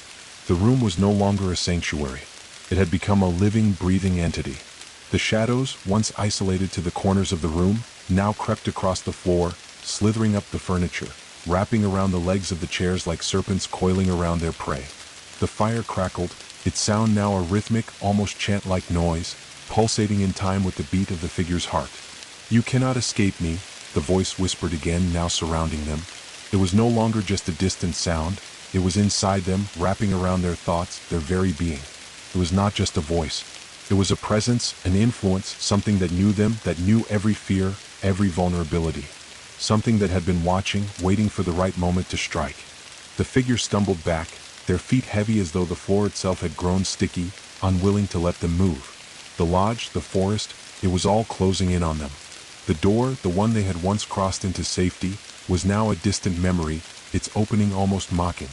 The trees outside, once a welcome reprieve, now felt like looming giants, their silhouettes casting dark shadows through the small, paned windows. And then they saw it, the shape in the shadows. At first, it was barely perceptible, just a flicker at the edge of their vision. But as the seconds dragged on, it became clearer, more distinct. A figure, tall and thin, moving toward them through the darkening room. The shape was a silhouette, its outline jagged and distorted, as though it were not fully of this world. Its eyes, if they could even be called eyes, glowed faintly in the darkness, two pale orbs of light that seemed to burn with an unnatural fire. The figure moved silently, like a shadow, like something that did not belong in the light of the fire. "You're here," the voice purred again, but this time it wasn't coming from the fire. It wasn't even coming from the walls. It was coming from everywhere, from the shape itself. "I've been waiting for you." The figure's heart began to race, the fear pressing in from all sides. The fire was still burning hot, but it seemed to retreat from the shape, as if the heat itself couldn't stand to be near it. The shadowed figure moved closer, its limbs unnaturally long and thin, bending in ways that seemed impossible, like the very air around it was contorting to allow its unnatural movement. The walls seemed to stretch and warp in response to its presence, as if they were shifting to accommodate its shape. "You think you are different," the voice continued, growing deeper, darker, "but you are exactly the same as all the others." The figure reached for the wall, desperately trying to steady themselves. Their heads spun as the room seemed to twist around them, the shadows swirling with an almost tangible malice. The darkness was alive, feeding on the fear that was slowly consuming them, the fire no longer their ally, but a cruel reminder of how far they had fallen into this madness. "What are you?" the figure managed to ask, their voice barely more than a whisper, trembling with terror. The question felt hollow even as they spoke it. How could they possibly understand what this thing was? What the lodge had become? What they had become? The figure stood before them, taller now, looming over them, its presence pressing in on every side, suffocating. It didn't answer the question. Instead, it tilted its head as if it were considering them, really looking at them, for the first time. "I am the keeper," it said, its voice cold, an echo that seemed to reverberate inside the figure's skull. "I am the one who binds this place together. I am the one who waits in the silence between breaths. And you, just like all the others, will become part of this place. You will remain here. You will be mine." The figure tried to move, to step back, but their body wouldn't obey. Their feet felt rooted to the floor, trapped in place by some invisible force, as though the very lodge itself had become a prison. Their limbs shook with the strain of fighting against the pull of the figure, but it was futile. Every movement felt like it was being dragged back, pulled into the darkness. "No." The figure gasped, unable to look away from the glowing eyes that now pierced through them. "I won't stay here. I won't become a part of this place." "You already are," the figure said, and the words felt final. "You always have been." A chill swept through the room, colder than the deepest winter, freezing the air itself. The fire's warmth was gone, replaced by an unnatural cold that seemed to seep into their very bones, into their soul. It was as though the lodge, the fire, the forest, all of it had turned against them. The warmth, the comfort, the safety they had once felt was an illusion. The shadows around them swirled tighter, coiling like ropes around their chest, their arms, their legs, pulling them toward the center of the room. The figure reached out, its long skeletal hand coming closer, its fingers impossibly long, like the branches of the trees outside, gnarled and twisted. It moved in slow motion, its eyes never leaving the figure's face, its smile now more of a grimace, stretching wider, more unnatural. "You were never meant to leave," the voice whispered, its tone almost soothing now, a lullaby laced with venom. "The forest has claimed you. You belong to it. You belong to me." The figure's chest constricted, their breath coming in ragged gasps as the shadows pulled tighter, squeezing the air from their lungs. The fire's light had dimmed, and the darkness seemed to surge forward, like a tidal wave, suffocating everything in its path. But then something, a spark, a flash of light, flared within the figure. It was small at first, barely a flicker, but it burned with an intensity that could not be ignored. A faint, defiant will surged within them, rising from the deepest part of their soul. "No," they whispered through clenched teeth, their voice barely audible. "I won't be yours. I won't become part of this." The flames around them surged again, suddenly roaring back to life, brighter than before. The shadows recoiled as if they were afraid of the light. The figure's body burned with an unfamiliar energy, a force that fought against the pressure of the dark figure. The shadows, sensing the resistance, lashed out, but the fire swirled around the figure, surrounding them like a protective shield. The figure gritted their teeth, fighting against the pressure, against the suffocating force trying to claim them. Their heart beat louder in their chest, their breath more ragged, but they refused to succumb. The fire was no longer just a tool, it was a part of them now, a manifestation of their defiance. "You cannot escape," the figure in the shadows hissed, its voice now full of venom, of anger, its glowing eyes burning with hatred. "You cannot win." But the fire flared brighter. The figure clenched their fists, feeling the heat surge through their body, filling them with a strength they hadn't known they possessed. "Watch me," they said, their voice stronger now, defiant. "I will escape. I will leave you behind." The fire responded with a burst of light, the flames shooting upward like a storm of light and heat. The shadows screamed, recoiling from the warmth, but they were not fast enough. The figure, empowered by the fire, pushed forward, the shadows retreating with each step. And in that moment they felt it, the darkness was losing its grip. ChatGPT said. The darkness shrieked as the fire surged higher, its crackling becoming an agonized hiss, like the very air itself was being torn apart. The figure could feel the heat intensifying around them, the warmth spreading through their limbs, pushing back against the chilling cold that had once paralyzed them. The lodge, the walls, the ceiling, the very floor beneath their feet, seemed to pulse with the fire's energy, glowing with a strange, unnatural light. But the shadows didn't give up. They clawed at the fire, trying to reach the figure, to drag them back into the suffocating void they had come from. The dark figure, still looming in the corner, watched with an eerie calmness, its glowing eyes narrowing in a sickening smile. It seemed to know something the figure didn't, a hidden truth that hovered just out of reach. "You cannot burn me away," the shadowy figure hissed, its voice dark, dripping with malicious satisfaction. "I am the foundation of this place. I am the forest's heartbeat, the whisper of its roots, the shadow beneath the trees. You think fire can destroy me? You think light can burn away what I am?" The fire roared in response, crackling louder, the flames seeming to snap and crack with life of their own. They reached out in violent waves, threatening to engulf the entire lodge in a blaze that would consume everything. Yet, no matter how fierce the flames became, the shadow lingered, unmoved and scathed. The figure felt the truth of what the shadow said sink into their chest like a cold weight. This was not just some malevolent force, they had been right. The shadows were part of the very fabric of this place, part of the lodge, part of the forest. They weren't merely controlling it, they were it. But then, something shifted.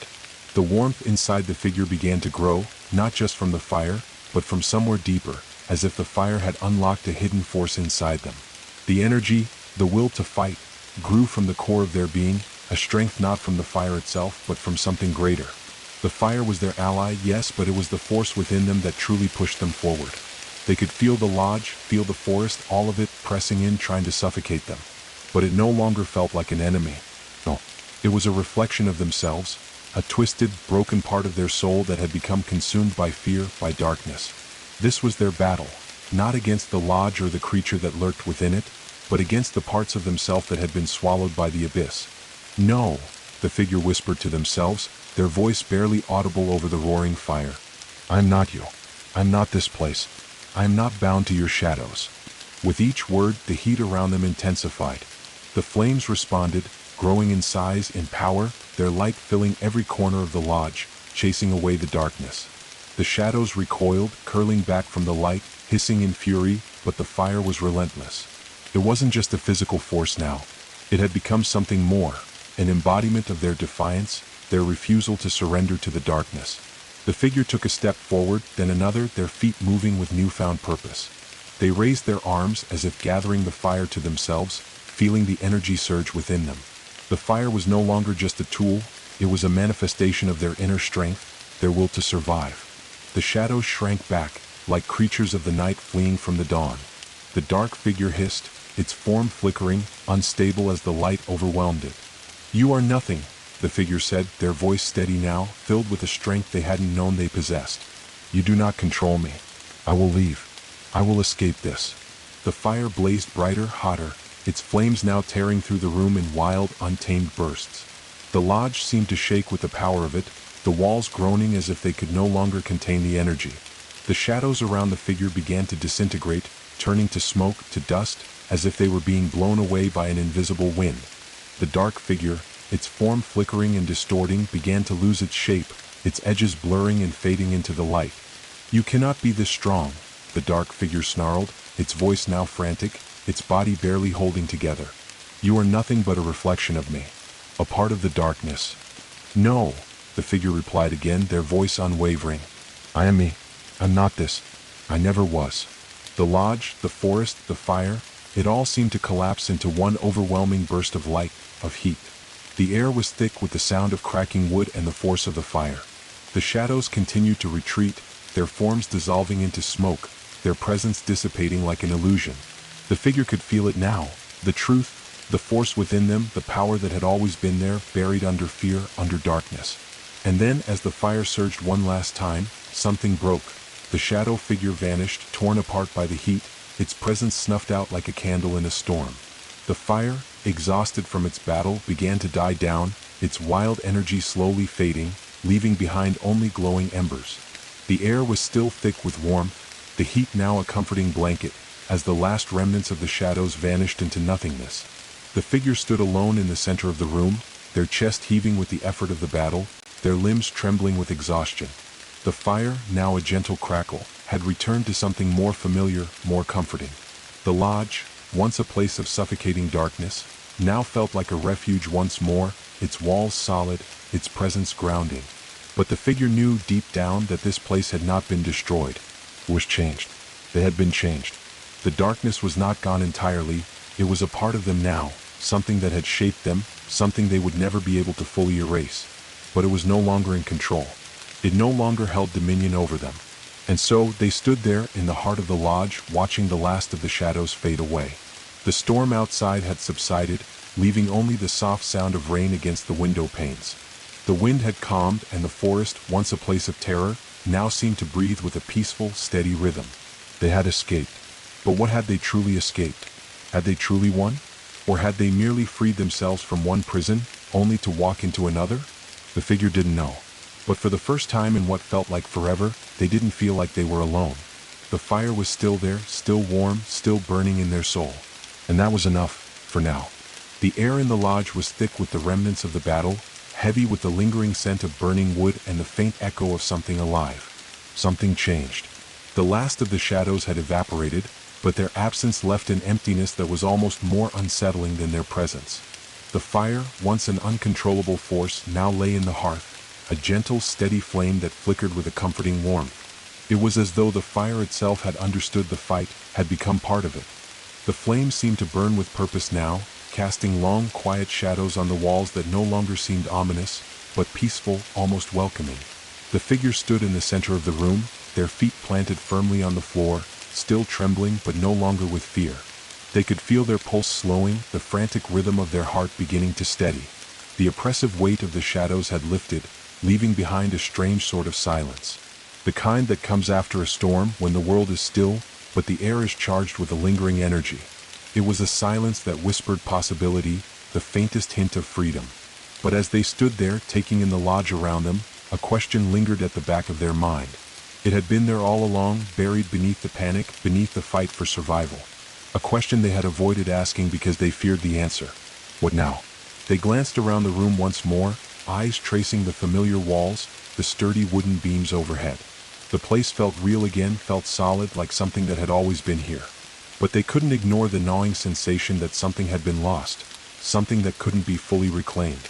The fire in the hearth, the warmth of it, was a balm to their shattered spirit, but the world outside was still wild, still alive, still waiting for them to step back into it. They looked toward the window. The rain had stopped. The forest outside, bathed in the soft light of the retreating storm, seemed both familiar and foreign. The trees, the shadows, the deep silence, they no longer felt like enemies. But the figure knew better than to trust that feeling. They had fought the darkness here, had fought themselves. But the forest, the true forest, was vast. The darkness was vast. It stretched beyond the lodge, beyond the fire, beyond the edges of their memory. The forest was part of them now, an inescapable part of the soul they had been torn from. And that meant it wasn't done with them yet. The figure took a step toward the door. Their hand hovered above the knob, but it didn't turn. They knew that the world outside the lodge was still full of danger, full of things they couldn't understand. The forest was not just a place. It was a force, an ancient, tangled force that reached down deep into the earth, into the bones of the world itself. The darkness they had faced was just a shadow of it, a reflection of something older, something more powerful. "You are never free from this place," the voice had whispered in the heat of the battle, its final words lingering like a curse. "You belong to the forest now." The figure closed their eyes, taking a slow, deep breath. The remnants of the voice, the lingering shadows, still clung to their mind like cobwebs, faint but insistent. They could feel the truth of it as much as they didn't want to. The forest had marked them, had claimed them, and no matter how much they fought, no matter how much they ran, it would never let them go. The very earth beneath their feet would remember them. The trees would remember them. But that didn't mean they had to surrender. They could feel it now, the stirring within them, the same force that had surged when they faced the darkness. It was still there, still burning in the pit of their chest. The fire inside them.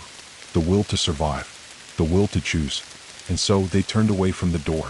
They would not face the forest today. Not yet. Instead, they moved to the center of the room, their minds still racing, trying to make sense of the storm of emotions swirling inside them. There was something here, something in the lodge, something they had almost missed in the chaos of the battle. They felt it now, a hum in the air, a presence that had always been there but had slipped through their awareness. The fire, the hearth, the flame that had burned so fiercely, the one that had fought with them. They knelt before it, eyes fixed on the embers that still glowed softly, the warmth of them a comforting presence. The fire was alive, but not in the way they had once thought. It wasn't just an element, a force that could be controlled or extinguished. The fire had become something more. It was part of the lodge, part of the land, part of them. The figure reached out, their fingers brushing the glowing embers. The heat of it seeped into their skin, into their very bones, and for a moment, it was like they were one with the flame. They could feel it, burning in their chest, coursing through their veins, filling the void left by the darkness. The fire wasn't just a weapon, it was a part of them. A piece of the power they had discovered in the forest. The power that was now theirs. The warmth in their chest spread outward, radiating through their limbs, through their body. They could feel their senses sharpening, their mind clearing. It was like they were finally seeing the world as it truly was, raw, unfiltered, alive. The flames before them flickered, responding to the rise of their own energy, twisting and turning like living creatures.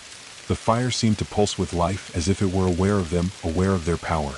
But even in this moment of clarity, the figure could not deny the truth. They could feel it just beyond the warmth of the fire, just beyond the walls of the lodge. The forest was still out there, and the forest was waiting. They had faced the darkness. They had fought it, and in a way they had won. But the true battle had only just begun. The forest had not released its hold on them. It was a part of them now, like the fire, like the flame that burned inside their soul. And it would not let them go so easily. But the figure didn't feel fear.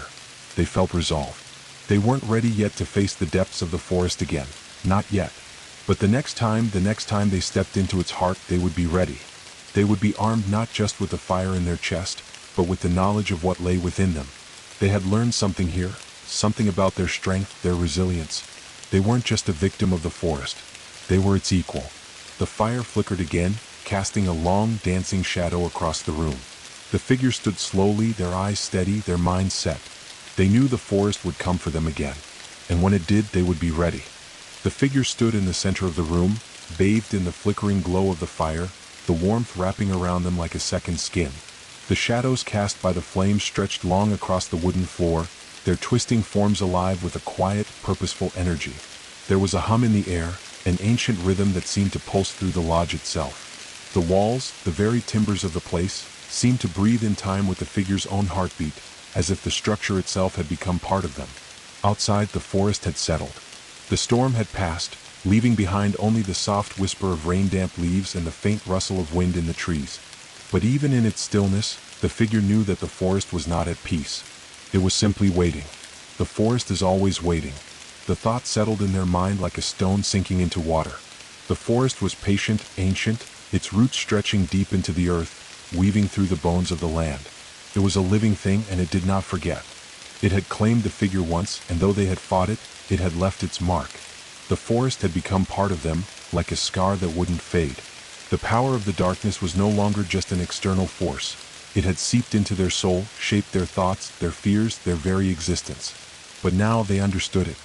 The fire in the hearth flickered, its embers crackling as if echoing the figure's own thoughts. The shadows, no longer suffocating, now seemed to dance in the corners of the room, still present but subdued. The figure stepped closer to the fire, crouching low, the heat wrapping around them, a welcome contrast to the cool air of the lodge. They reached out again, their hand hovering over the flame, the tips of their fingers brushing the heat. It burned, but not painfully. It was the sensation of a fire that had learned to live with them, not against them. The connection between them, the fire, and the lodge had become deeper, more intimate. The flame was not a force to be feared or controlled. It was a part of their essence, a part of the battle they had fought and won. But even as the warmth from the fire settled deep within their bones, they could feel the tug of the forest calling to them, insistent, ever-present. The darkness hadn't been completely vanquished. It had only retreated, waiting for the right moment, the right opening. The figure knew that the real fight was not over. The forest, the shadow, the creature, it was all part of a larger cycle, a force as old as time itself. The darkness would return. The forest would rise again, and the figure would need to face it.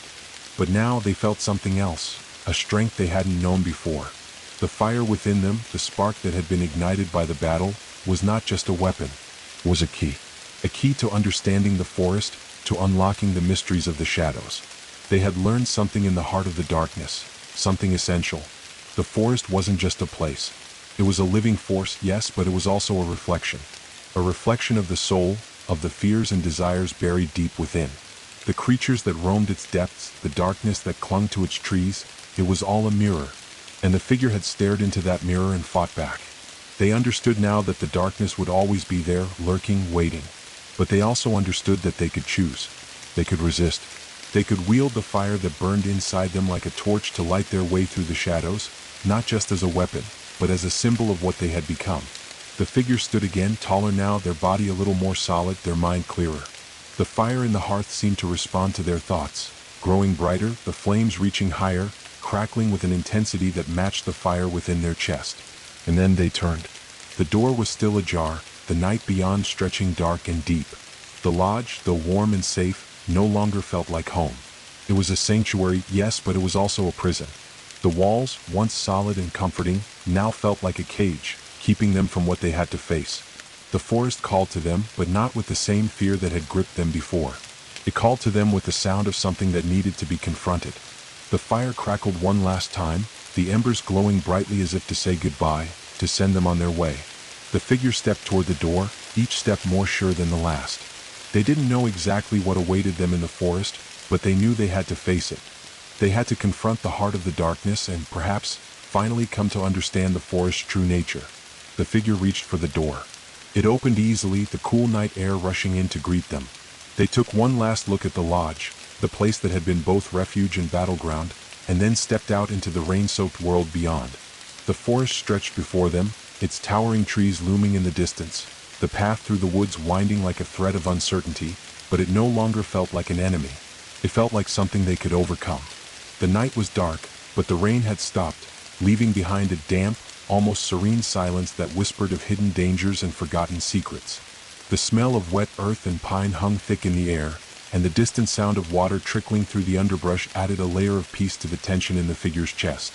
They stepped forward, their feet sinking softly into the moss-covered earth beneath them, the forest floor alive with the quiet hum of life. The shadows were still there, lurking, but they no longer felt overwhelming. The fire that had burned inside them still flickered, a quiet but steady flame, illuminating the path ahead. With each step, the figure felt more certain. The forest may have called to them, but it no longer owned them. They were not just a wanderer in its depths.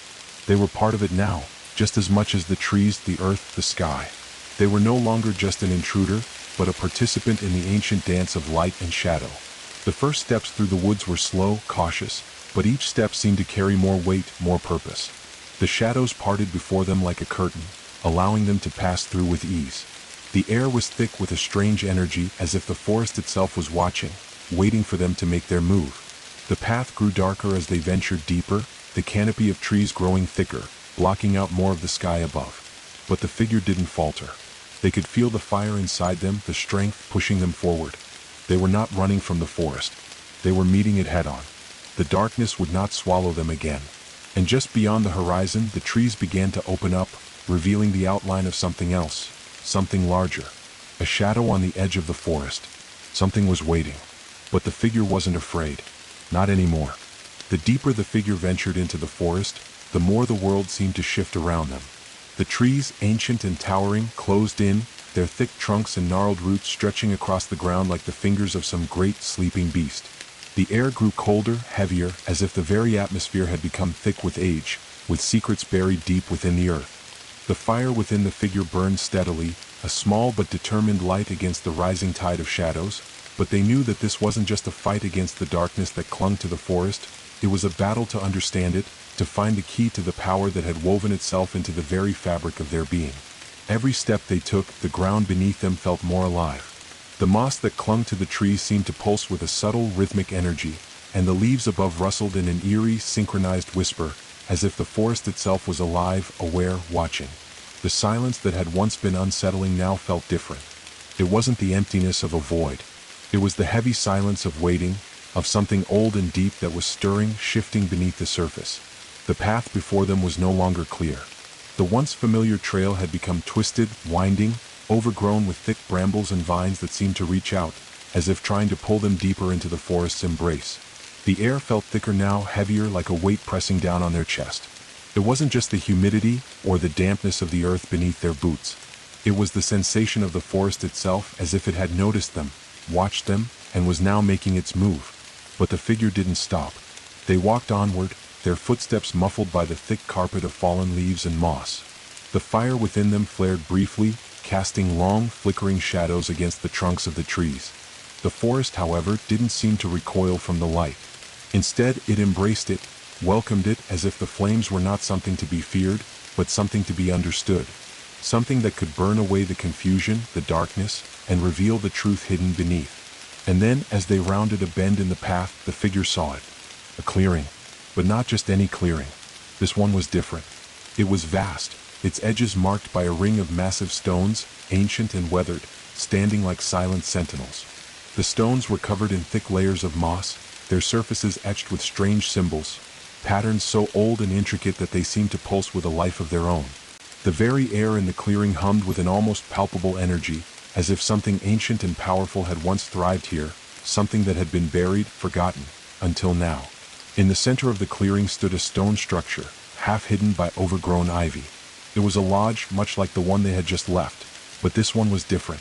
It wasn't a place of warmth, of refuge. It was a place of darkness. A place where the shadows had gathered and taken root. The figure could feel the power of the place, the raw, ancient energy that emanated from it. It was as if the forest itself had birthed the structure, as if it had risen from the earth like some ancient, forgotten temple. The building was not made from logs and timber, like the lodge that had once sheltered them. It was carved from stone, its walls etched with symbols and runes that seemed to shimmer in the flickering light of the fire within the figure's chest. The fire inside them burned brighter, stronger as they stepped closer, their boots crunching against the earth beneath them. It wasn't fear they felt now, it was purpose. They were here for a reason, whether they understood it or not. The forest had called them here, and they had answered. There was something they needed to learn, something they needed to confront. As they crossed the threshold of the stone structure, the temperature dropped, the air becoming unnaturally cold. The flames inside the lodge, once so vibrant, seemed to dim in the face of the overwhelming chill. The shadows that clung to the walls were thick, shifting like living things, twisting in the corners of their vision. And then they saw it. In the center of the room, standing atop a raised platform of stone, was a figure.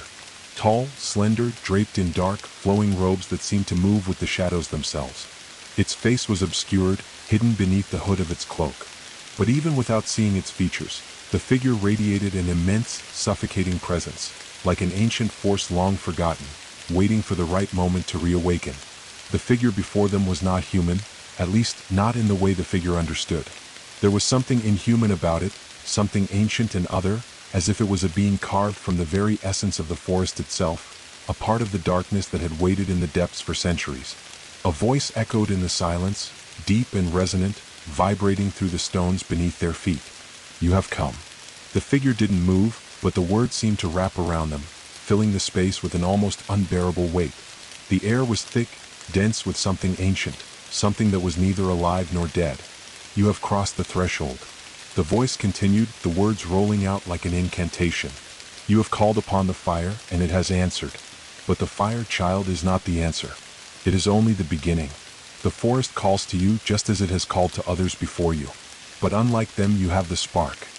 The figure felt the pulse of the fire inside them flare, bright and fierce. It surged up, filling their chest, their limbs, as if it were trying to tear free of them. They could feel the connection between the fire within and the darkness around them, stretching, pulling like two forces on opposite sides of a thread, each determined to break the other. "You think the forest is an enemy, don't you?" The voice chuckled, a sound like dry leaves scraping across stone. "You think you have escaped it, fought it, but you were always a part of it. You always will be." The figure stepped forward, their heart pounding in their chest. The shadows in the room swirled, thickening, growing darker, but they didn't stop. They could feel it now, the pull of the forest, the pull of the darkness that had once claimed them. It wasn't something they could fight, not in the way they had before. The shadows weren't just enemies to be destroyed. They were part of the forest. They were part of them. The voice spoke again, its tone now deeper, more intimate. The fire that burns in you, it is not your own. It is a spark that was placed in your soul long ago. You are no different than the others. You are one of us. The forest has claimed you. And when the time comes, you will know it. The figure's breath caught in their throat. The words hit them like a blow, but they didn't falter. They stood tall, the fire inside them still burning with purpose. No, the figure spoke, their voice steady, unwavering. I'm not like them. I will not become part of this. The shadows seemed to recoil, retreating slightly as if in response to their defiance. The figure could feel the tension in the air, the clash between the fire inside them and the darkness that had lived in the forest for so long. The figure stepped closer, their heart and the fire in their chest now in harmony. They were not just an intruder here. They were part of this world, part of the cycle. And now they had to decide what part they would play. And as the ancient figure before them remained silent, waiting, the figure made their choice. I will not be your pawn, they said, voice stronger, filled with the fire inside them. I will not bow to the darkness. I will light the way. And with that, they raised their hand, feeling the fire within them flare to life like a beacon in the night. The battle was far from over, but it was no longer one of fear. It was one of choice, and the fire would guide them. The air in the stone chamber seemed to grow thick, heavy with an ancient tension, as if the very walls themselves were holding their breath. The fire inside the figure surged with a force that felt almost alive, its warmth wrapping around their body, filling their chest, their mind. It pulsed like a heartbeat, strong, steady, and unyielding. The shadows that had once loomed over them now seemed to recoil, as if they feared the light that had ignited within. The figure stood at the center of the clearing, the immense presence of the dark figure before them like a shadow that stretched back through time itself. Yet, despite the overwhelming power in the air, despite the weight of the history pressing down on them, the figure felt no fear, no doubt. There was only resolve. A deep, unshakable knowing that this moment, this confrontation, was theirs to face. The ancient figure, standing upon the raised platform, had not moved. Its presence remained unchanged, an almost infinite stillness that resonated through the stone beneath the figure's feet. The hooded face was hidden in shadow, but the weight of its gaze could still be felt, pressing against the figure's soul like a weight. You think you can control it? The voice was deep, ancient, far older than the forest itself. It was a voice that carried centuries within it, a voice that had seen kingdoms rise and fall, watched forests grow and wither, and felt the passage of time like a slow, creeping tide. You think the fire is yours to command? That the darkness you fought is only a passing storm? The words were like the cold wind that cut through the trees, sharp, biting, and full of hidden dangers. The figure took a step forward, their boots scraping against the stone floor, the sound of their defiance echoing in the silence of the chamber. I know the fire is mine, the figure replied, their voice steady and clear. The words were no longer just words. They were a declaration, a promise. And I know the darkness. I became it and I survived it. The fire inside them flared, a brilliant burst of light, pushing back the shadows that seemed to creep from every crack in the stone walls. The ancient figure, however, remained unmoved, its presence as solid and unwavering as the mountain itself. The darkness cannot be survived, not for long. The voice now seemed to reverberate within the very stones of the lodge, echoing in the figure's chest. It claims all in the end. No matter how strong you are, no matter how brightly your fire burns, the darkness will always return. It is the way of the world. It is what you are made of. It is what you will become. The figure clenched their fists, the fire within them surging to match the ancient presence before them. There was a raw, primal energy in the room now, something that hummed and crackled in the very air, something that felt alive with possibility.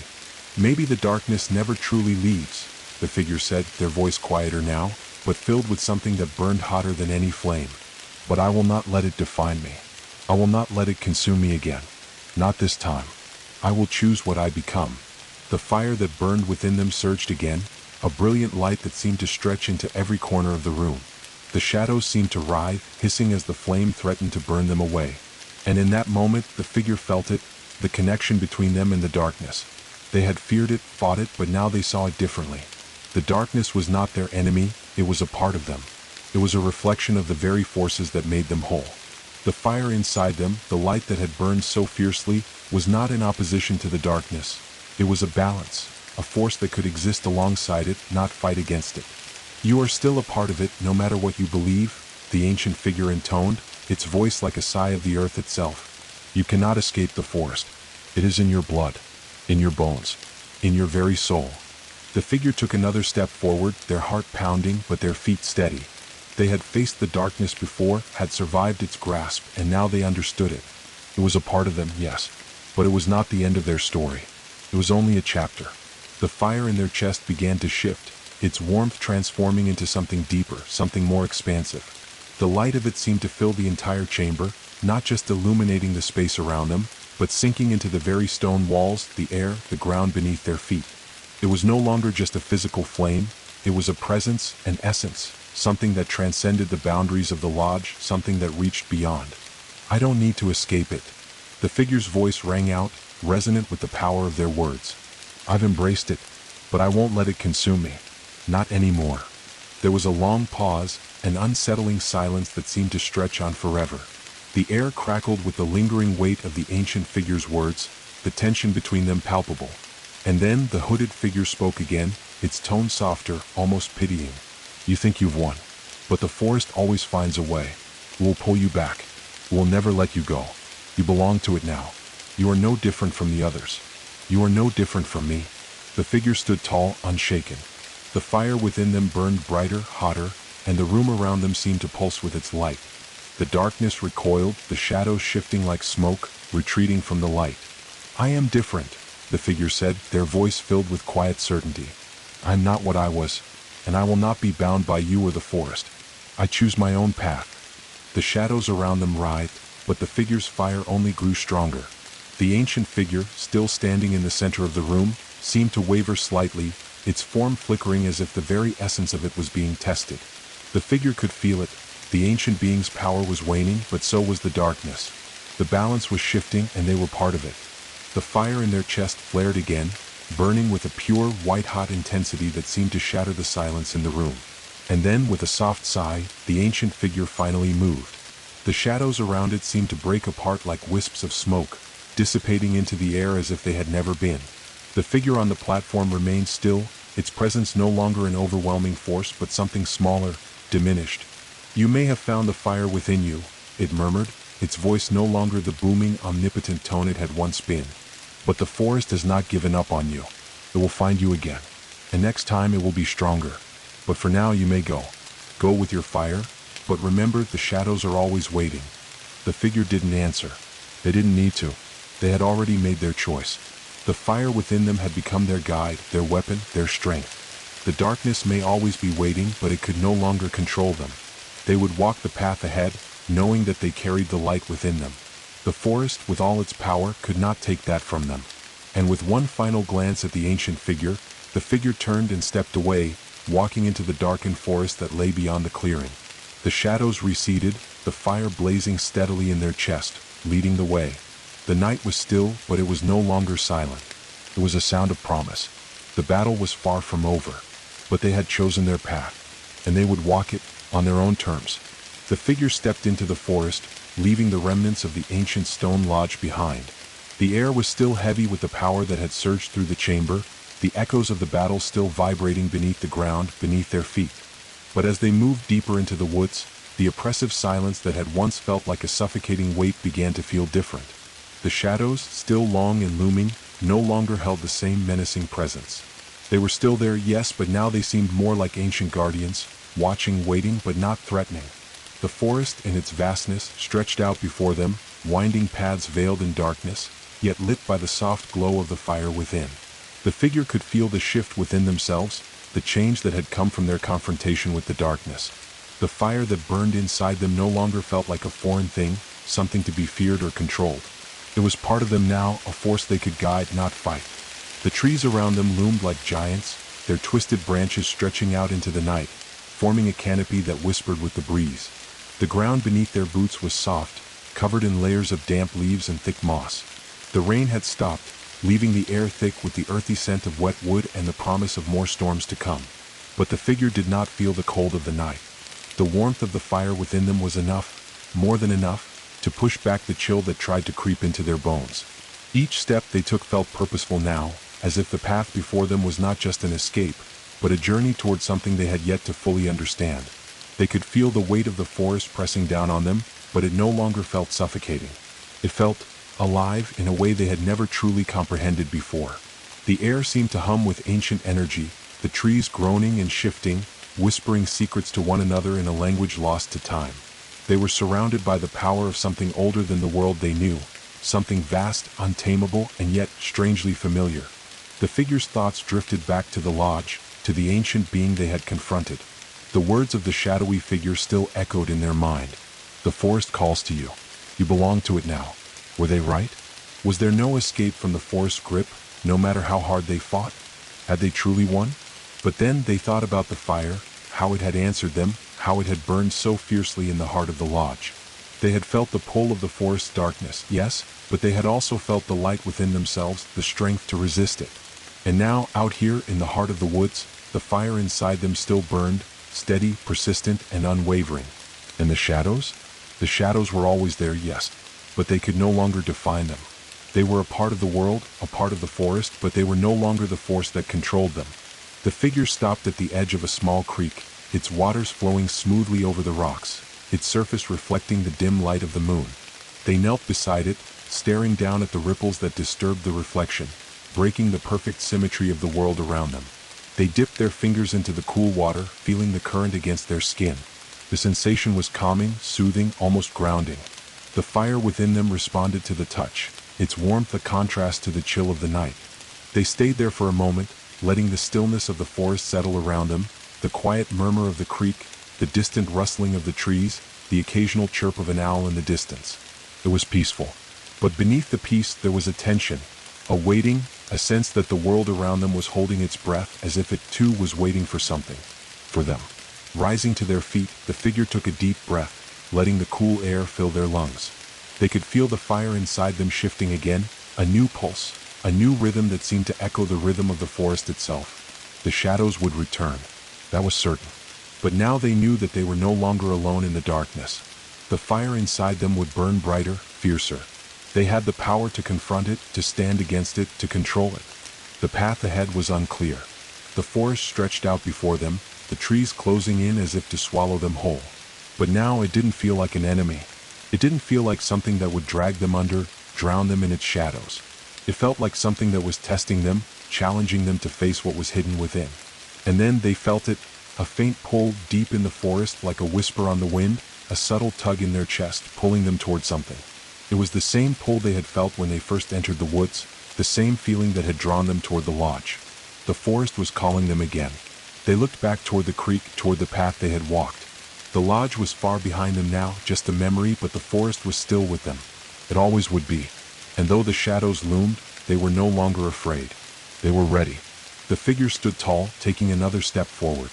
The fire within them flared brighter in response to the pull, its light stretching ahead like a beacon in the night. The shadows retreated before them, the trees parting as if to allow their passage. The forest, ancient and eternal, seemed to bow to them, acknowledging their strength, their will. The path ahead was still unclear, shrouded in darkness and mystery. But now, for the first time, the figure didn't feel lost. They felt found. And the journey, whatever it might be, had only just begun. The forest ahead stretched in an intricate web of winding paths, but the figure felt no hesitation. The fire inside them, steady and unyielding, guided them forward with purpose. The air felt heavy now, thicker than before, as if the very earth beneath them had grown aware of their resolve. The trees, massive and ancient, loomed above like silent sentinels, their bark rough and gnarled, their leaves whispering in the wind, as if speaking a language older than time itself. The deeper they moved into the forest, the more they could feel the change. It was subtle at first, a shift in the way the wind moved, the way the branches swayed, the way the ground felt beneath their boots. But as the figure ventured further, they could feel the forest's presence growing stronger, more intimate. The trees no longer just surrounded them, they felt the trees. Their energy seemed to pulse in time with their heartbeat, like a strange, living rhythm, something ancient that had always been, something that had only been dormant for as long as the figure had been unaware of it. The path they walked began to narrow, the trees closing in around them, their branches arching overhead like the walls of a cathedral. The moonlight, dim and distant above, barely pierced the canopy. It felt like they were walking through the very heart of the forest now, surrounded by its ancient pulse.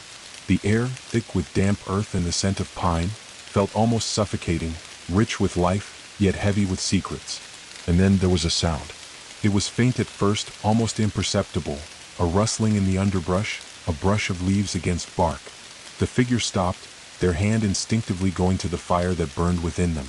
The warmth spread through their chest, through their limbs, like an internal beacon, warding off the chill that had begun to creep into their bones.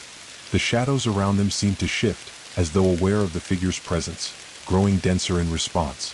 But the figure did not feel fear. Not anymore. The rustling grew louder, closer now, until it stopped completely. The figure's heart rate quickened, but they remained still, their eyes scanning the thick darkness before them. The wind had died down, and the air seemed to thicken with anticipation. Whatever was out there, whatever the forest had sent to test them, was waiting. A low growl rumbled in the distance, so quiet it could have been mistaken for a shift in the earth itself. But the figure heard it. They felt it in the air, in the very bones of the forest. The growl was not an animal's, not a creature from the woods. It was something older, something primal. From the shadows ahead, a shape emerged. At first, it was nothing more than a dark mass, shifting like smoke. But as it drew closer, the figure could make out the outline of a massive creature, half human, half beast, its glowing eyes piercing the darkness. Its fur, matted and black, blended seamlessly with the night around it. It stood on two legs, but its posture was hunched, its claws scraping the earth beneath it as it moved forward with a slow, deliberate gait. The figure could feel the intensity of the creature's gaze, its primal energy washing over them. It was a being of the forest, born from its depths, a creature born from the ancient forces that resided in the very heart of the woods. And yet, despite the fearsome presence of the beast, the figure did not flinch. The fire inside them flared, warming the air around them, but it was not out of fear. It was purpose. The creature halted a mere few feet away, its glowing eyes narrowing as it studied the figure. The silence stretched between them, thick and charged. The figure stood tall, their hands still by their side, feeling the fire within them radiating outward. "You have entered the heart of the forest," the creature rumbled, its voice a low, guttural sound that vibrated through the ground beneath them. "You have been chosen." The words echoed in the air, but the figure did not respond immediately. They felt the weight of the creature's words settle over them, but they did not fear it. They had chosen this path after all. And now, the forest was offering them something that went beyond the shadows and the terror, beyond the beasts that roamed in the night. "I'm not afraid of you," the figure said softly, their voice steady. "I'm not afraid of the forest. I've learned its ways, and I will not be consumed by them." The creature tilted its head, the glow from its eyes flickering as though considering the figure's words. It took a step closer, its massive form casting an imposing shadow over the figure. But the fire inside the figure only burned brighter. It felt like a challenge, a call to rise, to stand their ground. "You misunderstand," the creature growled, its voice deep, resonant. "It is not fear you must face, nor darkness. It is the truth of what you are becoming." The figure took a step forward, their gaze unwavering. "And what am I becoming?" The creature's eyes gleamed in the dark, a dangerous, knowing light flickering in them. It slowly reached out a clawed hand, hovering just inches from the figure's chest, the air around it crackling with strange energy. "You are becoming one with the forest," it said, its voice dripping with an eerie certainty. "You are becoming its child." For a moment, the figure felt a tremor of doubt. The words seemed to cut through them, deep into their soul. They had chosen the fire, chosen to fight the shadows, but this felt like something else. Something deeper, something older that they could not fully understand. The creature's claws hovered just above the fire that burned within them, and in that instant, the figure felt the connection, felt the ancient force of the forest coursing through the air. It was undeniable, like an old memory stirring from the depths of their soul. The pull of the trees, the weight of the earth beneath their feet, it was all part of them, part of what they were becoming. But even as the creature's presence pressed against them, even as the forest whispered its truths, the figure stood firm. They were not going to become just another part of the forest's endless cycle. Not this time. The fire they had embraced was not just a force of destruction. It was life. And they would wield it, not let it be consumed by the shadows. The figure looked up at the creature, their eyes now filled with a calm, unshakable determination. "I'm not your child. I'm my own." The creature let out a sound, almost a laugh, before stepping back, its glowing eyes studying the figure with something like respect. "You are defiant," it said, its voice low and rumbling. "But that is the way of the forest. Only the defiant can survive here. But remember this, child of fire? The figure's gaze hardened, and they stepped forward, the fire inside them flaring once more, casting light into the depths of the forest. I will never bow to the shadows, they declared, their voice resolute. The creature watched them for a long moment, its eyes narrowing as if gauging the figure's strength. Finally, it stepped back into the darkness, its massive form dissolving into the shadows. But its voice lingered, low and threatening. You may have won this round, child of fire. But remember, the forest is eternal, and it will find you again. The figure stood alone now, the sound of the creature's departure echoing in the distance, but they did not feel fear. They felt a strange sense of peace. The forest had shown them its hand, but it had not won. Not yet. The fire inside them burned steady, its light pushing back the darkness that remained. And as they took another step deeper into the woods, they knew one thing for certain. The forest was not the enemy. The shadows were, and they would fight them with everything they had. The air grew colder as the creature's form faded back into the forest, its low growl still lingering like an echo in the back of the figure's mind. The figure stood alone now, the fire inside them burning bright, its warmth a comforting contrast to the chill that crept through the trees. The shadows had not taken them, not this time. They had faced the darkness, felt its weight, and had not let it define them. Still, the forest was vast, its depths stretching farther than they could see. And though the figure had won this battle, the war was far from over. The forest had only just begun to show its true face. The creature's words rang in their ears. You are becoming one with the forest. But what did that truly mean? Could they truly resist the pull of the woods, the ancient forces that had shaped this place for centuries? Or would they, too, eventually be swallowed by it? The figure closed their eyes for a moment, breathing deeply, centering themselves. The fire inside them was their anchor, steady and true. It was the only thing they could rely on now. With it, they could push back against the shadows, against the dark forces that had lived in the forest long before they had set foot here. It was their strength. It was their light. But they knew now that it was also their burden. The fire would keep them warm, but it could also burn them if they weren't careful. The path ahead grew darker as they moved deeper into the forest. The trees were ancient, their trunks gnarled and twisted, their roots sprawling out beneath the ground like serpents, coiling and shifting with each step. The underbrush was thick, the forest floor covered in a thick carpet of moss and fallen leaves. The only sound now was the steady crunch of their boots as they walked, the occasional rustle of leaves above as the wind stirred through the branches. The deeper they went, the more the fire within them seemed to react. It flared, pulsed with each new step they took, its warmth spreading outward, pushing back against the cold of the night. But there was something else now, something different. The fire, once a bright, warm beacon, felt like it was beginning to hum with a strange energy, as if it were resonating with the very earth beneath their feet.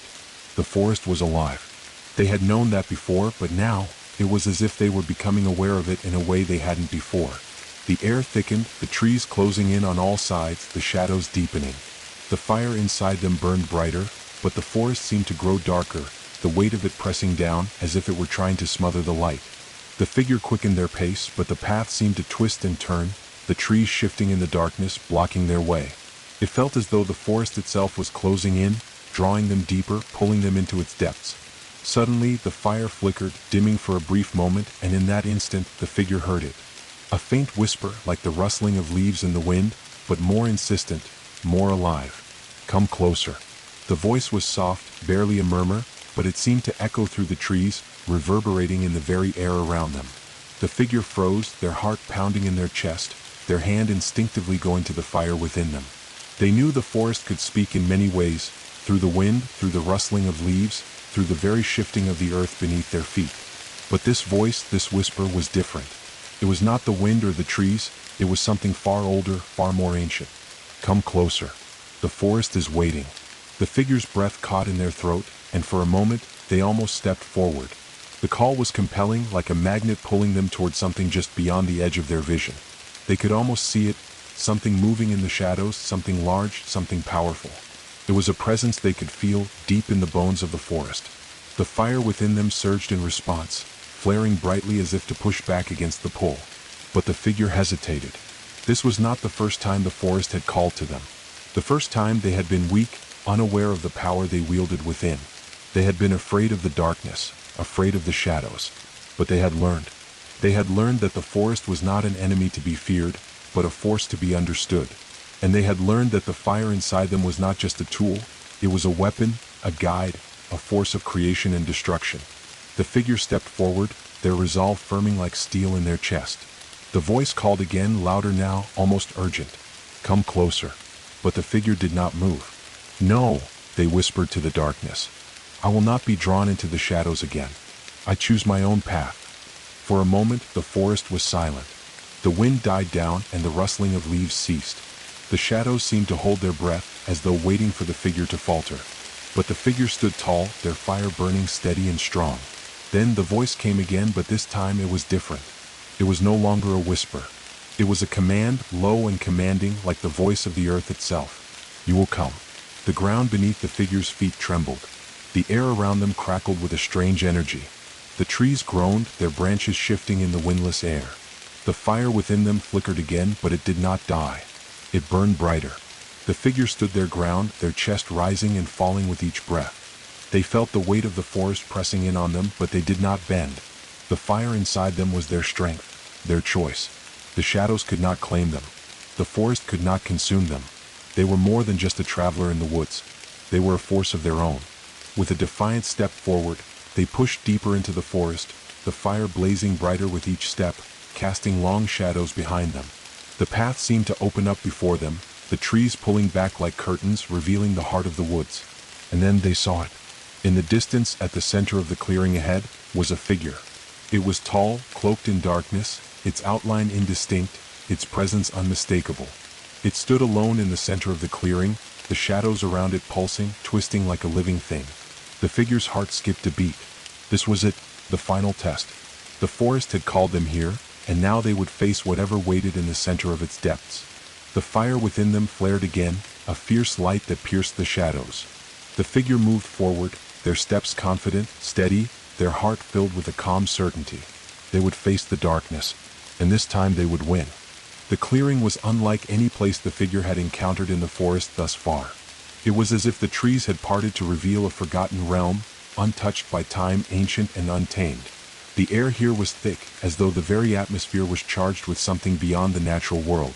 The shadows stretched unnaturally, curling around the edges of the clearing like a darkened fog, yet they did not advance. Instead they remained still, waiting, watching.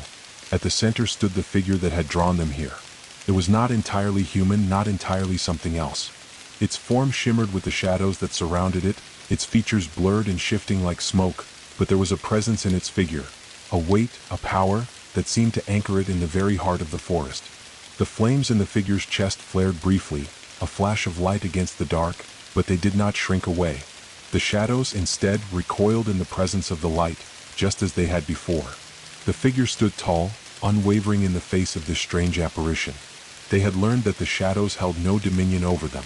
They had learned that the forest was not something to be overcome, but something to be understood, something that was both part of them and separate from them. The figure before them moved, the shifting darkness that made up its form flickering as it came closer.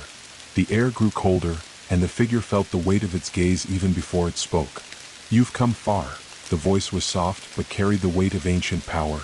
It seemed to resonate through the clearing, vibrating the very ground beneath their feet. "But you are not ready." The figure's heartbeat quickened, but they did not falter. They had come here for a reason. They had faced the darkness, and they would face it again, but they would not be defeated. Not now. Not ever. "I am ready," the figure spoke, their voice firm, the fire in their chest flickering with each word. "I've learned the truth of the forest. It is not my enemy. It is part of me." The entity before them seemed to pause, its form flickering, its dark tendrils swirling in the air like smoke. There was an unsettling stillness in the clearing, and for a moment, the figure thought they had misjudged it, that they had misunderstood the forest's will. But then the voice came again, this time with an edge of amusement. "You think you understand?" It chuckled, the sound a low and hollow vibration that seemed to make the very trees tremble. "The forest does not care for your understanding. The fire within you? It is a spark, one that will either burn you alive or become a part of the flames that consume this world." The words stung, but the figure did not let them show. The fire within them burned hotter, its light cutting through the darkness like a blade. "I control the fire," the figure said, their voice steady despite the eerie weight of the being's presence. "The fire does not control me." The shadowy form moved again, but this time, there was a shift in the air around it, a crackling energy that felt almost alive. The ground beneath the figure seemed to quake slightly as the entity stepped forward, its ethereal tendrils reaching out to brush the figure's skin. But the figure did not flinch. They stood tall, the fire in their chest blazing brighter, a beacon against the encroaching darkness. "The fire within you is but a fragment of something far older," the voice whispered, soft as velvet, yet full of a terrible power. "And yet, you think you can wield it without consequence. The forest is patient. It has waited millennia for someone like you. Someone who believes they can command the flame without understanding the true cost." The figure's heart pounded, but they did not give in to the weight of the words. Instead, they focused on the fire within them, drawing upon it, letting it fill their chest with its warmth, its strength. The fire was theirs. It was not a force to be tamed or controlled. It was a part of them, and it would burn as bright as they allowed it. "I know the cost," the figure said, their voice rising, stronger with each word. "I've already paid part of it. I've survived the darkness. The fire is mine, and I will not let it burn me. Not now. Not ever." The shadowy figure seemed to waver for a moment, as if the very certainty in the figure's voice was unsettling. Its form flickered again, growing darker, more twisted, as though it were struggling to maintain its shape. But then the creature's laughter echoed through the clearing, hollow and unsettling, a sound that seemed to reverberate through the very core of the earth. "You do not understand." It spoke softly, but the words sliced through the air like a dagger. "You are part of the cycle. You always have been. The fire that burns in you is but a reflection of the darkness you cannot escape." The figure felt a ripple in the air, as if the very fabric of the forest was bending around them. The shadows crept closer, curling in on themselves, and the ground beneath their feet seemed to shift, as if the forest itself was responding to the dark figure's presence. But still the figure did not flinch. They planted their feet firmly into the earth, the fire inside them surging with a fierce intensity. "The darkness does not own me," the figure said, their voice rising like a crescendo. "The shadows cannot claim me. I choose to face them. I choose to walk my path." For a long moment the clearing was still. The shadows seemed to withdraw slightly, as if considering the figure's words, and the ancient being seemed to falter. The fire inside the figure burned with a force now, fierce and bright, and the air around them crackled with energy. There was a tension in the clearing, an electric charge, as if the very fabric of the world was waiting to see which force would dominate. And then, with a slow, deliberate movement, the shadowy figure stepped back. The darkness around it began to recede, though it was still there, lurking just out of reach. "You are strong," it said, its voice now softer, almost resigned. "But strength alone is not enough to survive the forest. You will see that soon enough." And with that, the creature faded into the shadows, its form dissolving into the very darkness that had birthed it. The figure stood alone in the clearing now, the fire within them still blazing brightly, though the forest around them was dark. The shadows lingered, but they did not press in. The tension had broken, leaving the clearing still once more. The figure's heart slowed as they exhaled, their breath steady. They had faced the darkness, but more than that, they had faced their own fear. They had stood tall, unyielding, and had claimed their strength. The forest would always be a part of them. The fire within them would always burn, but now they understood it more deeply. They weren't merely a traveler anymore. They were a force. A force that could stand against the forest's ancient pull. A force that could face whatever came next. And in that stillness, they realized one thing. The true battle was just beginning. The forest might be ancient and full of darkness, but the light within them, their light, was something it could never take away. With that, the figure turned and walked deeper into the heart of the forest, the fire within them lighting the way. The shadows may always return, but they would no longer be the ones controlling the path ahead. The figure moved deeper into the forest, the path ahead growing increasingly narrow as the trees closed in, their twisted branches reaching out like fingers, brushing the sides of the figure's cloak. The fire inside them flickered and burned bright, its warmth pulsing through their body, casting long, shifting shadows that danced on the trunks of the ancient trees. The forest around them felt different now, more alive, more aware. The air was thick, heavy with the presence of something ancient, something watching. But despite the growing sense of being observed, the figure did not falter. The fire inside them burned steady, like a beacon of defiance against the darkness that still lingered in the corners of the forest. They had learned much in their time here, about the forest, about the shadows, about the delicate balance that held this world together.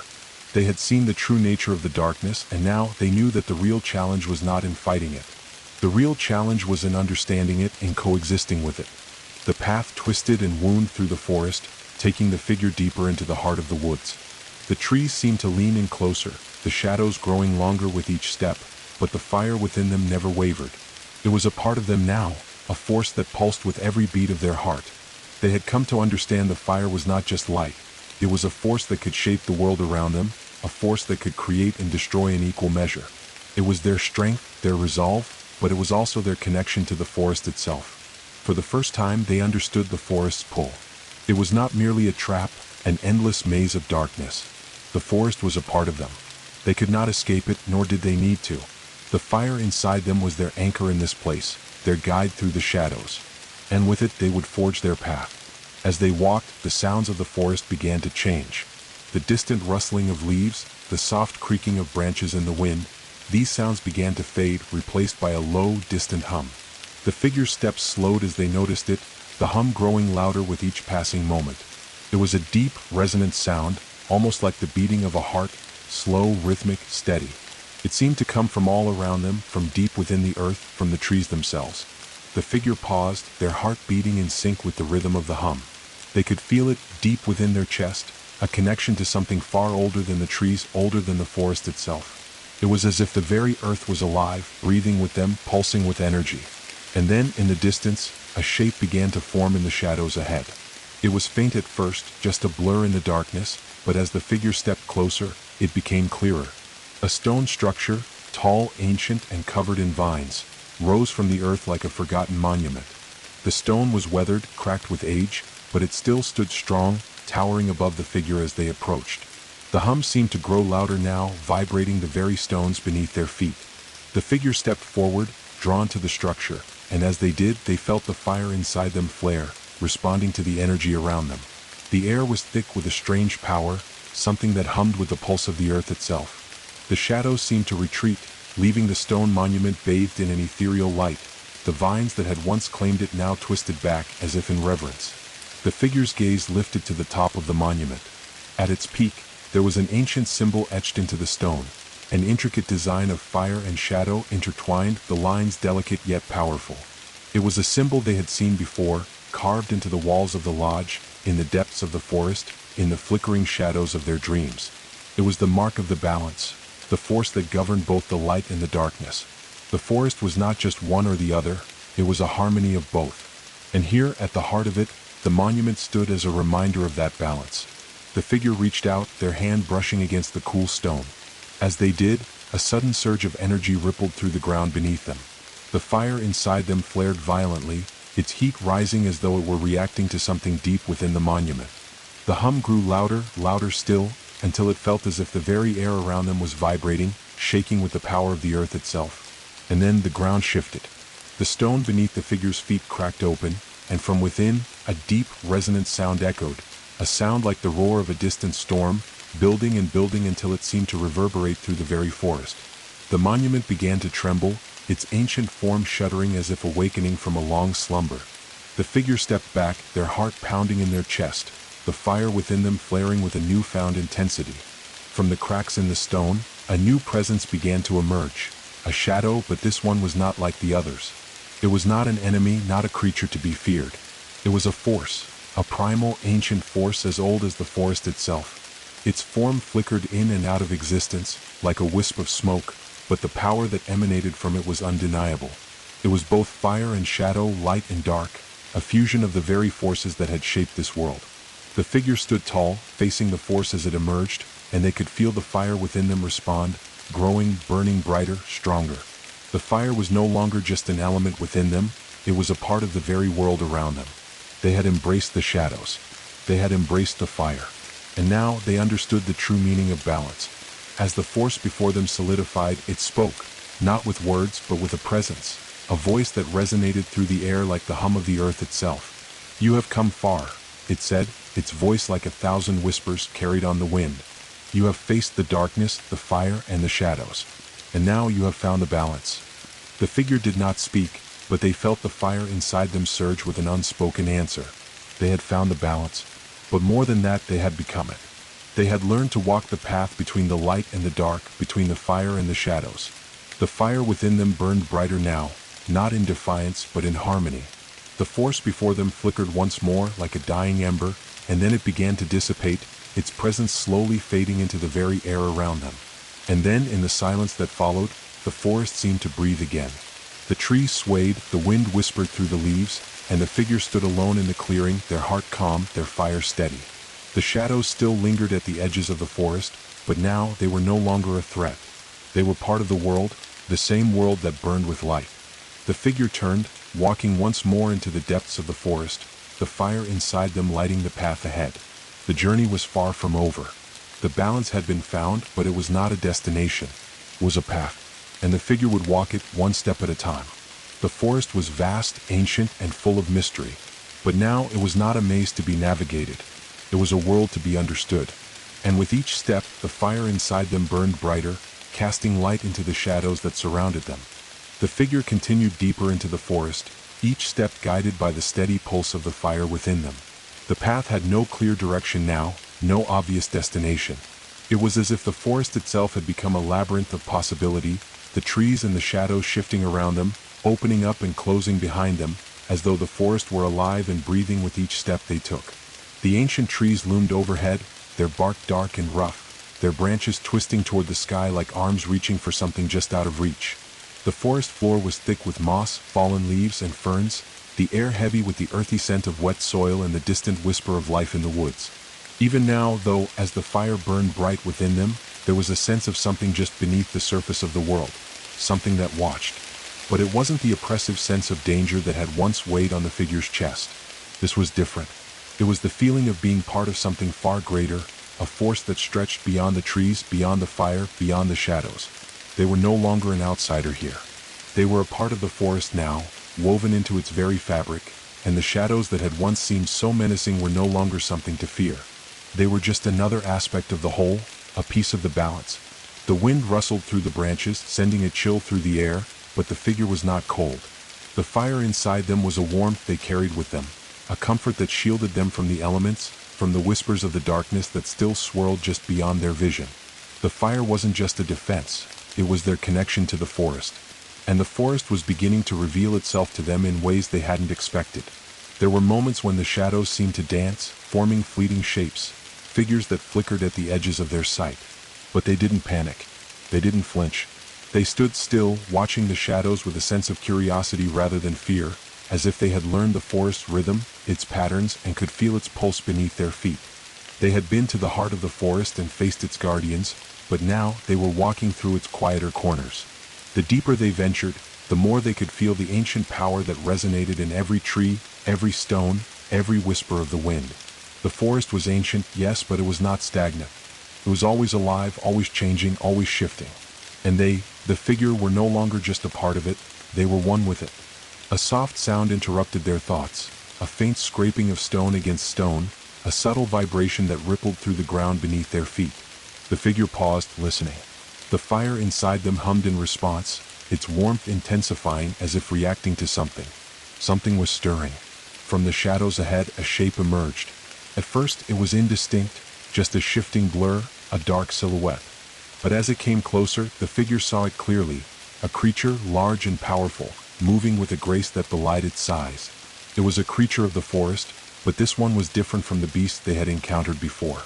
Its fur shimmered with an ethereal light, like starlight woven into the strands, and its eyes glowed with a deep, ancient intelligence. It was a wolf, but not like any wolf the figure had ever seen. It was a creature of shadow and light, fire and darkness, bound together in harmony. The wolf stopped in front of the figure, its gaze steady and knowing. It didn't growl, didn't lunge. Instead, it stood still, its head slightly lowered in a gesture that could only be described as respect. The figure's heart beat faster, but not out of fear. There was no danger here. The wolf wasn't a threat, it was a messenger, a creature of the forest sent to guide them, perhaps, or to test them once more. The fire within the figure flared brightly, casting a golden light over the creature's form. The wolf's eyes reflected the fire, its coat shimmering like the stars above. And in that moment, the figure understood. This creature wasn't just a part of the forest, it was a guardian, a keeper of the balance between light and shadow, fire and earth. The figure stepped forward, reaching out with a hand, not in fear, but in understanding. They had learned that the fire was not something to be controlled or fought, it was something to be embraced. It was part of the balance. The wolf did not move as the figure approached. It remained perfectly still, its gaze unwavering as if awaiting something. The figure stopped just inches from it, their hand outstretched, and for a brief, suspended moment, they stood in perfect silence. It was a moment of recognition, a moment when both fire and shadow seemed to coexist in the same space. Then the wolf spoke. Its voice was not a sound, but a presence, a deep resonance that came from within the figure's mind, from the very core of the forest. It was the voice of the earth itself, ancient and full of wisdom. "You have walked far, child of fire," the wolf said, its words slow and measured like the passage of time itself. "You have faced the shadows. You have faced the darkness within and around you. And now you understand the balance." The figure nodded, their hearts steady. They had found that balance. They had walked the path between fire and shadow, understanding that they were not enemies. They were two sides of the same coin, two forces that, when combined, created something greater than either alone. The wolf's eyes gleamed with approval, and for a moment, the figure thought they saw a glimmer of something else in the wolf's gaze, something familiar. But before they could ponder it further, the wolf spoke again. "The forest is vast, child of fire. You have only just begun to understand it. But know this, the balance you seek is fragile. It must be protected. The shadows will always return, and the fire will always need tending. But you now have the strength to guide both." With that, the wolf turned, its body melding into the shadows once more, becoming one with the forest around it. The figure stood still, watching as the creature disappeared into the night, leaving only the faintest ripple in the air behind. The fire inside the figure burned brightly, stronger than before. They had learned that the shadows were not to be feared, but to be understood. The fire within them was not only a weapon, it was a light that could illuminate even the darkest corners of the forest. As the figure turned to continue their journey, they felt a sense of peace. The path ahead was still unknown, but it no longer mattered. The balance was theirs to protect, and they would carry it with them, walking the fine line between fire and shadow, light and dark. The forest was no longer a maze, it was a home. And with each step they took, the fire inside them grew brighter, casting light into the world's deepest shadows. And so they walked on, deeper into the heart of the forest, ready for whatever would come next. The forest stretched ahead, an endless expanse of trees, shadows, and whispers. The path the figure walked was no longer just a physical trail, it was a journey of the soul, a connection with something older and deeper than they had ever known. The fire within them had become more than just an elemental force. It was the very pulse of the forest, an extension of their will and spirit, a light that would not fade. And yet, even as the warmth of the flame flickered inside them, they knew the journey was far from over. There was more to learn, more to discover. As the figure continued their trek through the dense forest, they began to sense something new, a subtle shift in the air, a new presence that felt different from the shadows or the ancient guardians they had met. It was faint at first, a tingling sensation that spread through their fingertips, as though the very air itself had thickened. The leaves above rustled in a way that wasn't natural, like something was stirring within them. The trees around them began to lean in as if watching, waiting. The fire inside them flared in response, its warmth intensifying. It seemed to pulse with the forest, resonating in harmony with the strange energy that now surrounded them. The figure's steps slowed as they realized they were no longer alone. There was a presence here, something watching, something waiting for them. Ahead, the trees parted slightly, revealing a small clearing bathed in moonlight. But this was not an ordinary clearing, it was alive. The ground was soft with thick moss, but the moss shimmered with an unnatural glow, like starlight trapped in the earth itself. At the center of the clearing stood a large stone monument, its surface etched with symbols that glowed faintly in the moonlight. These symbols were not the same as the ones the figure had seen before. They were more intricate, more complex, a language of the forest itself. The very stone seemed to hum with energy, vibrating with an ancient force that the figure could feel deep in their chest. As they stepped into the clearing, the fire within them responded, its glow intensifying as they approached the monument. The air grew heavy, filled with the scent of earth and something more, a deep, primal energy that seemed to pulse through the very ground beneath their feet. And then they saw it. A figure, cloaked in shadow, standing by the monument. It was tall and indistinct, its features obscured by the darkness that surrounded it. But the figure could feel its presence, could feel its gaze fixed upon them, piercing and ancient. The shadows seemed to bend around the figure like a cloak, the darkness clinging to it like a second skin. The figure paused, unsure of what to do. The air crackled with tension, and the fire inside them flickered slightly, as though sensing the unfamiliar force.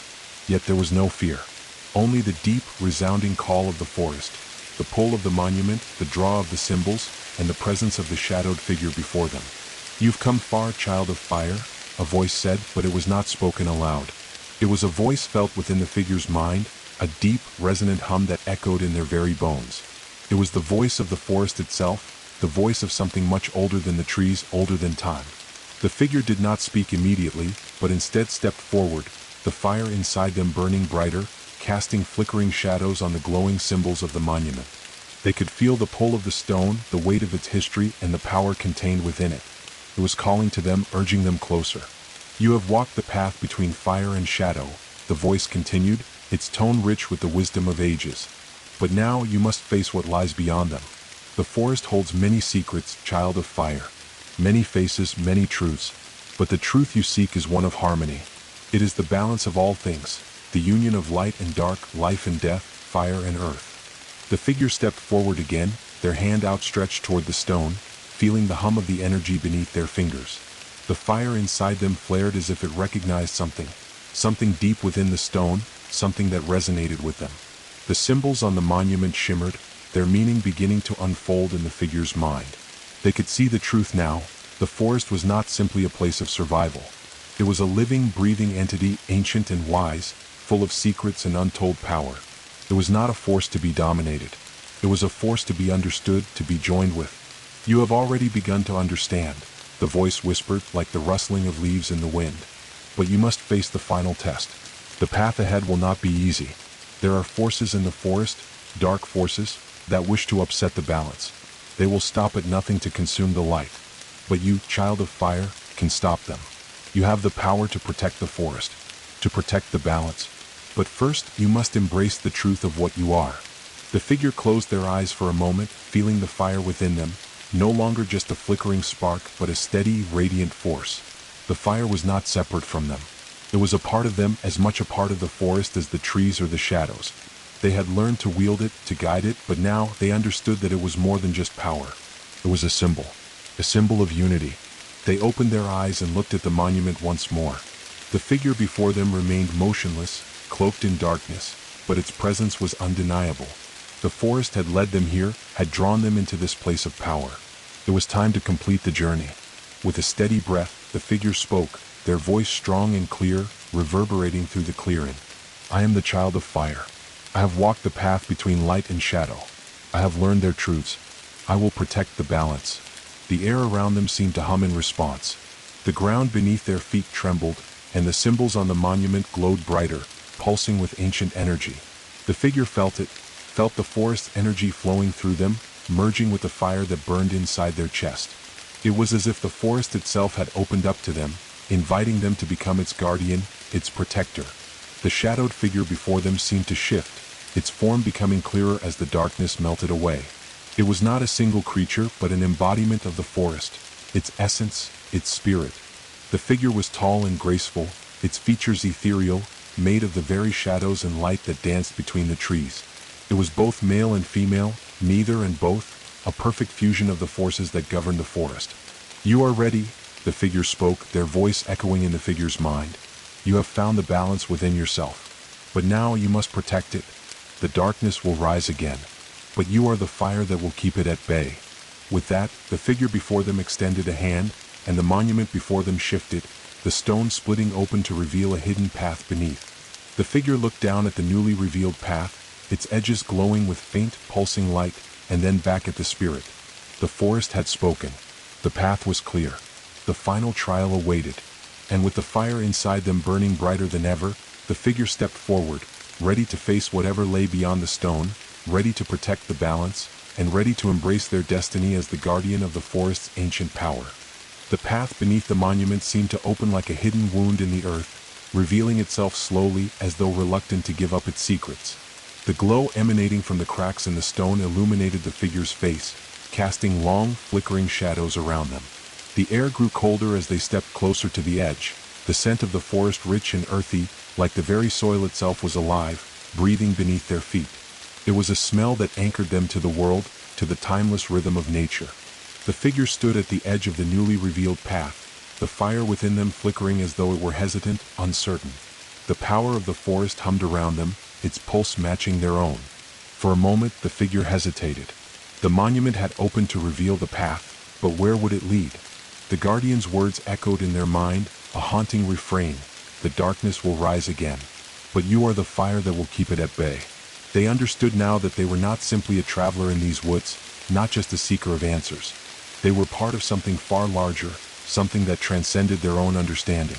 The fire inside them flared once more, a flicker of heat in the cold air, and the figure took a step forward, their boots crunching softly against the moss that had begun to line the path. With each step, they felt the weight of the forest's energy intensify, wrapping around them like an invisible cloak. The deeper they went, the more they felt the presence of the forest pressing in on them, a constant companion, a constant force. The path twisted ahead, winding through the trees, and though it was lit by the faint, pulsing glow from the monument, the shadows seemed to grow thicker, darker. The path seemed endless, winding and bending like the roots of an ancient tree. The trees that lined the way were enormous, towering giants with bark that shimmered faintly in the dim light. Their branches stretched high above, intertwining in a dense canopy that filtered the light in a soft, eerie glow. The air was thick with the scent of wet earth, and the low hum of the forest was louder now, a constant undercurrent, as if the very forest itself were alive and watching.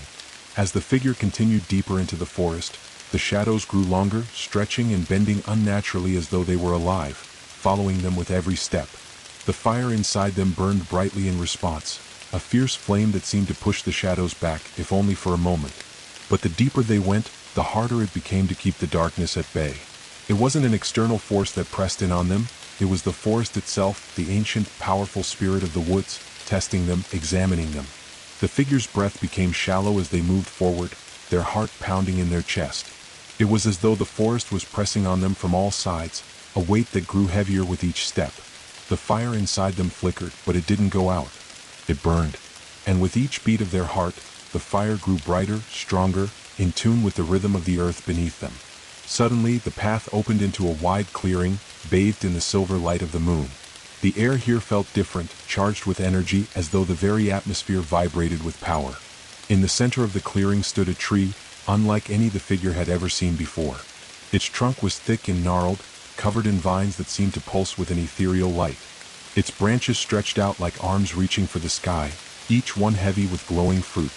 But it wasn't the tree itself that held the figure's attention, it was what stood beneath it. A figure, cloaked in robes of shadow, stood at the foot of the tree, its face obscured by a hood. The figure was tall and imposing, but there was something different about them, something familiar. The figure's presence was like a dark mirror, reflecting the fire that burned within the traveler.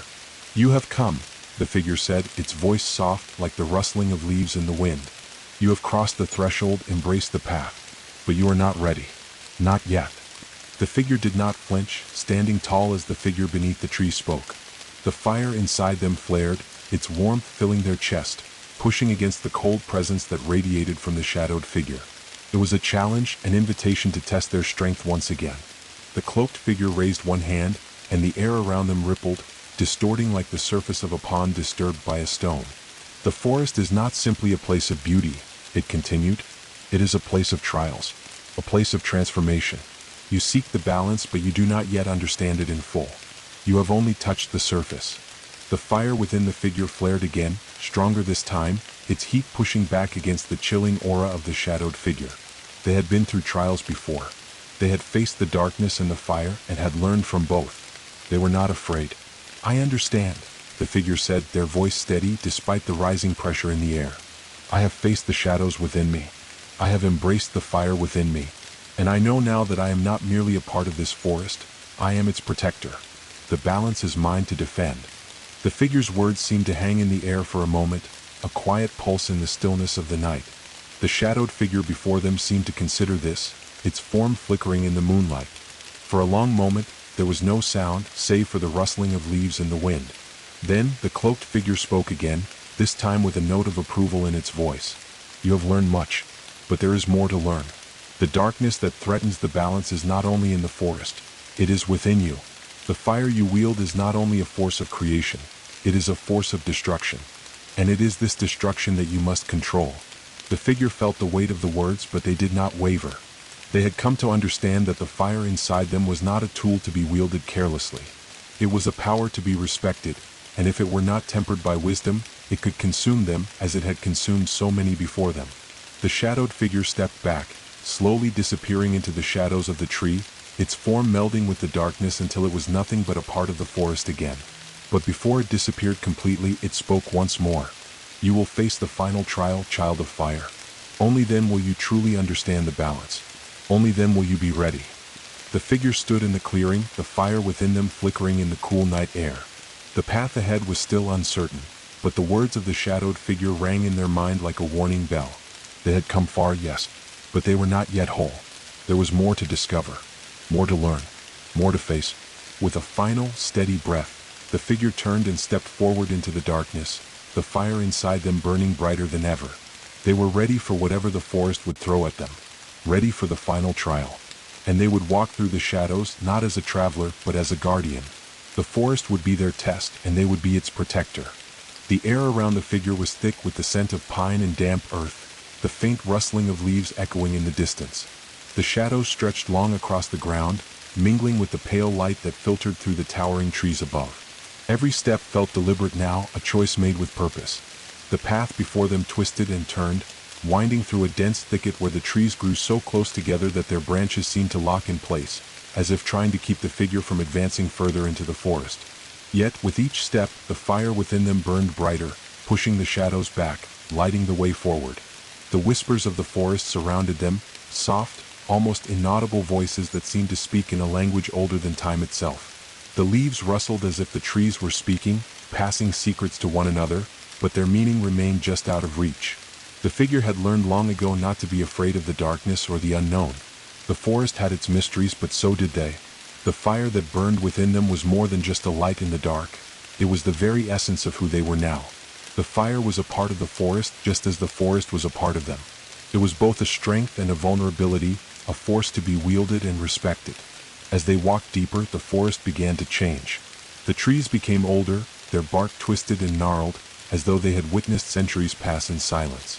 Their roots crept above the earth, curling and knotting together like the fingers of some ancient, sleeping giant.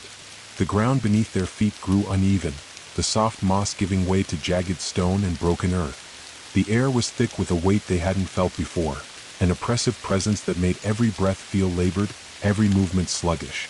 It was as if the very forest itself was holding its breath, waiting for something to happen, waiting for them. The fire within them flickered in response, growing brighter with each step, but the shadows seemed to push back, clawing at the edges of their vision. The path ahead twisted in ways that defied logic, bending like a serpent coiling through the trees. The figure's heart pounded in their chest, but they did not falter. They had come this far. They had faced the darkness. They would face whatever came next. Then, suddenly, the path opened up before them. They stepped into a vast clearing, a wide, circular space surrounded by towering trees whose limbs reached high into the sky, their trunks so thick and ancient that they seemed to hum with the energy of the earth itself. At the center of the clearing was an enormous pool of water, its surface perfectly still, reflecting the pale light of the moon above. The water shimmered with an otherworldly glow, as if it held within it the very essence of the forest. The memories, the secrets, the lives that had passed through here over the centuries. The figures stood at the edge of the pool, their breath steady as they gazed down at the water. The fire inside them burned brightly, casting flickering reflections across the surface. And as they looked deeper into the pool, the water began to change. At first, it was subtle, ripples that spread out from the center, distorting the reflections of the trees above. But then, the ripples grew stronger, and the water seemed to pulse as if something was rising from within. The figure felt the pull, a deep, magnetic force that drew them closer to the water's edge. The fire inside them flared, responding to the power that swirled beneath the surface, but they did not step back. This was what they had been brought here for, to face what lay within. The water began to churn, the surface breaking open like a wound in the world. From within the depths of the pool, a figure emerged, a shadow tall and looming, its form coalescing from the very water itself. The figure before them was neither entirely solid nor entirely spectral. It was both there and not there, an ephemeral being that seemed to exist in the space between worlds. The figure stood still, waiting for the shadow to reveal itself fully. The fire inside them burned hotter, casting long shadows around the clearing, but the shadowed figure in the water remained calm, its gaze fixed on the traveler. "You have come to face the final trial." The voice came, not spoken aloud but felt deep within the figure's chest, like the thrum of a heartbeat. The words were not just heard, they were understood. They were known. The figure did not speak.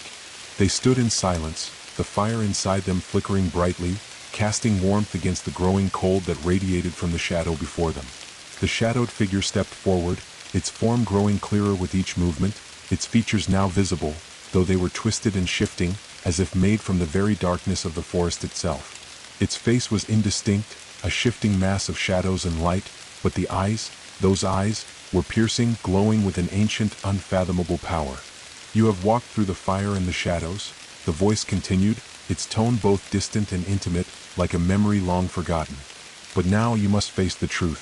The darkness that threatens the balance is not external, it is within you." The figure's heart skipped a beat. The words were not unfamiliar. They had heard them before, from the shadowed figure at the monument, from the guardian who had spoken of the balance between fire and shadow. The darkness within them was not something they could escape. It was a part of them, a part they could never outrun. "The fire you carry is both a gift and a curse," the voice whispered, its resonance filling the clearing. "It is the light that illuminates the shadows, but it is also the flame that can consume you. The balance you seek is not only in the world around you, it is within your own soul.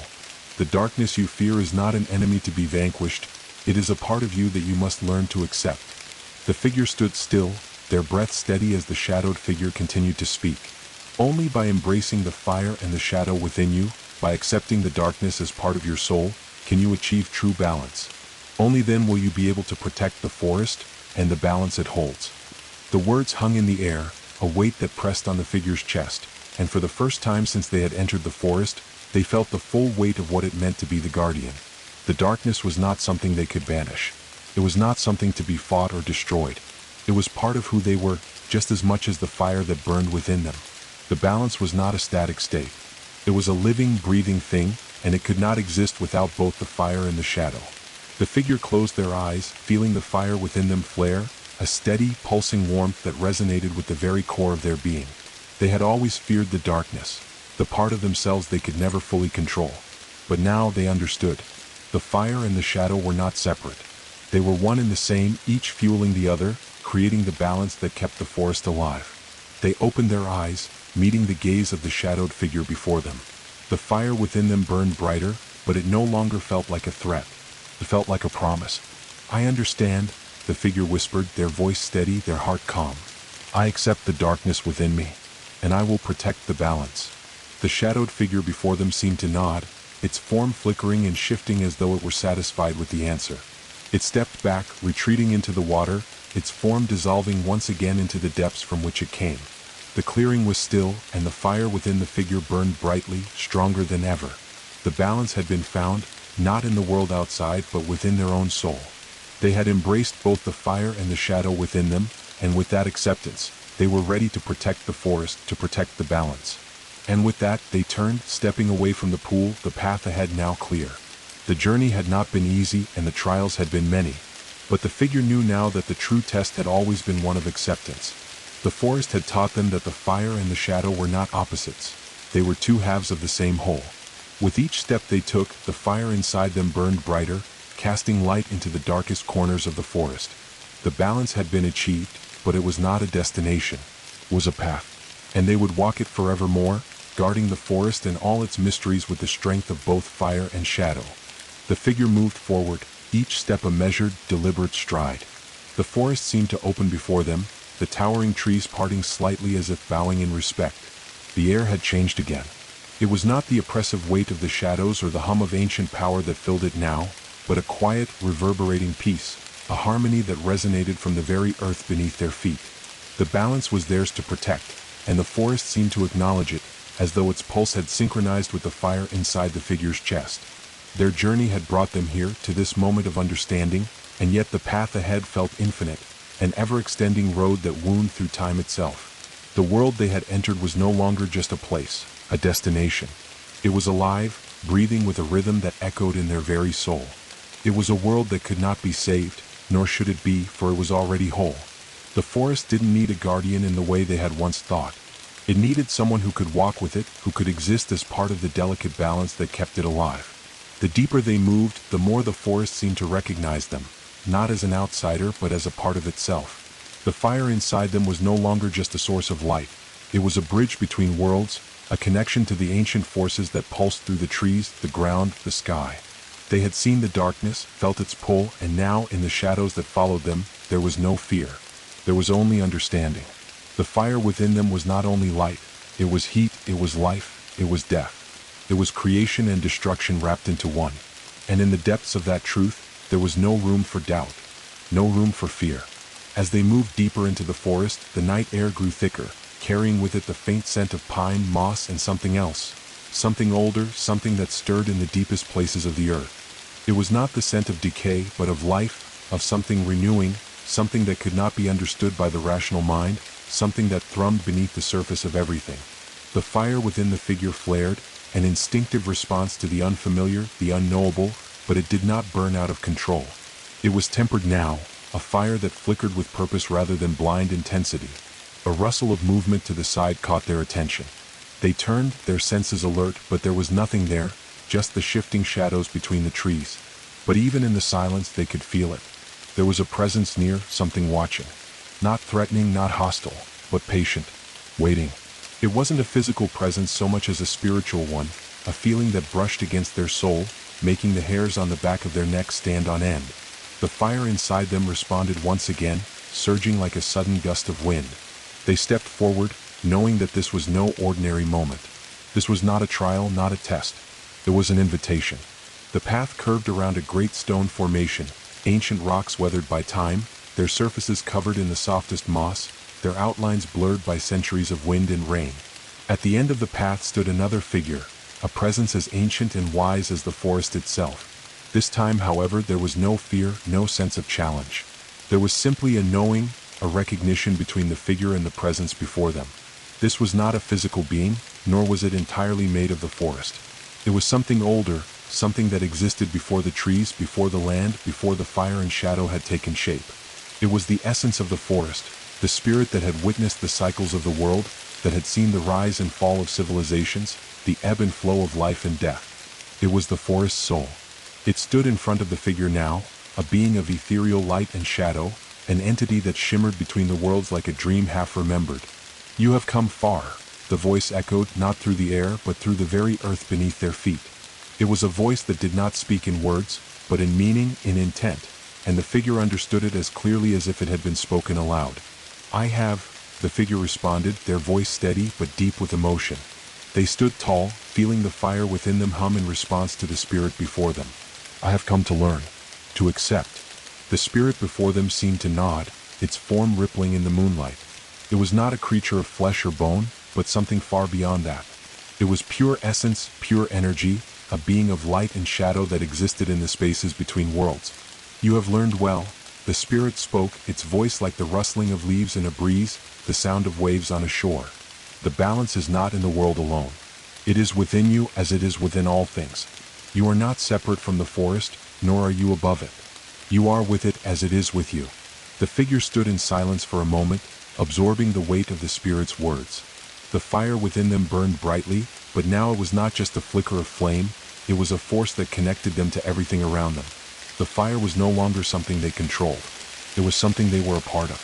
It was part of the forest, part of the earth, part of the stars. They were no longer just a traveler, a protector. They were the forest, and the forest was them. "The path ahead is not an easy one," the spirit continued, its form swirling in the air like mist. "The darkness will always seek to disrupt the balance. It will whisper, it will pull, it will seduce you into forgetting what you have learned. But remember this, you are the balance. The fire you carry is not a weapon. It is the light that guides, the warmth that nurtures. The shadows you encounter are not your enemies, they are part of the cycle. Embrace them as you have embraced the fire. Only then will the balance endure." The figure nodded slowly, understanding now what they had not before. The darkness was not an adversary to fight, but a presence to understand. It was not something to banish, but something to accept. In doing so, they had learned that true balance came not from controlling both fire and shadow, but from allowing them to coexist, to work together, to guide one another. The spirit's form began to dissipate, dissolving into the forest, its light merging with the darkness, becoming part of the world again. But before it disappeared entirely, it spoke one final time. Guard the balance, child of fire. Protect the world and protect yourself. You have found your place in the forest, and now you are part of its eternal rhythm. And then, with a final whisper like the sigh of a wind through the trees, the spirit was gone. The figure stood alone in the clearing, the fire within them steady, burning with an inner warmth that spread throughout their entire being. The path ahead was unclear, but it no longer mattered. They were not lost. They were not alone. They were the balance. With a final glance at the forest, its ancient trees, its winding paths, its shadowed depths, the figure turned and stepped forward, ready to embrace whatever lay ahead. The fire inside them burned bright, its light casting shadows that danced in the moonlight. The balance was theirs to protect, and they would carry it with them, guarding the forest for as long as the stars continued to burn in the night sky. The figure continued walking, their steps now sure and steady, as if the very earth beneath their feet had grown accustomed to their presence. The forest seemed to stretch before them endlessly, but the fear of the unknown had vanished. They no longer viewed the trees as ancient, intimidating sentinels guarding the secrets of the forest. Now they were companions, silent witnesses to the figure's journey. The fire within them glowed with an almost comforting warmth, but it was a warmth born of connection, not dominance. They had learned that fire was not a force to control, but a force to become, just as the shadows were not something to banish, but to understand and coexist with. The deeper they walked, the more the forest revealed itself to them. The wind whispered through the leaves above, carrying with it messages that only the trees seemed to understand. The scent of pine mingled with something more, a hint of something sweet, like the blooming of flowers in the distant corners of the woods, or the dew that gathered in the early hours of morning. The figure paused for a moment, breathing in deeply, feeling the rhythm of the forest, the pulse of life beneath the layers of earth and stone. There was something different now, something new that had taken root within them. The balance they had come to understand was not just a concept. It was not something to be attained and then forgotten. It was a constant, living force, like the breath of the wind or the flow of the river or the flicker of fire in the hearth. The balance was the forest. The balance was life. It was everything. The path before them continued to wind through the trees, each step an affirmation of their place in the world.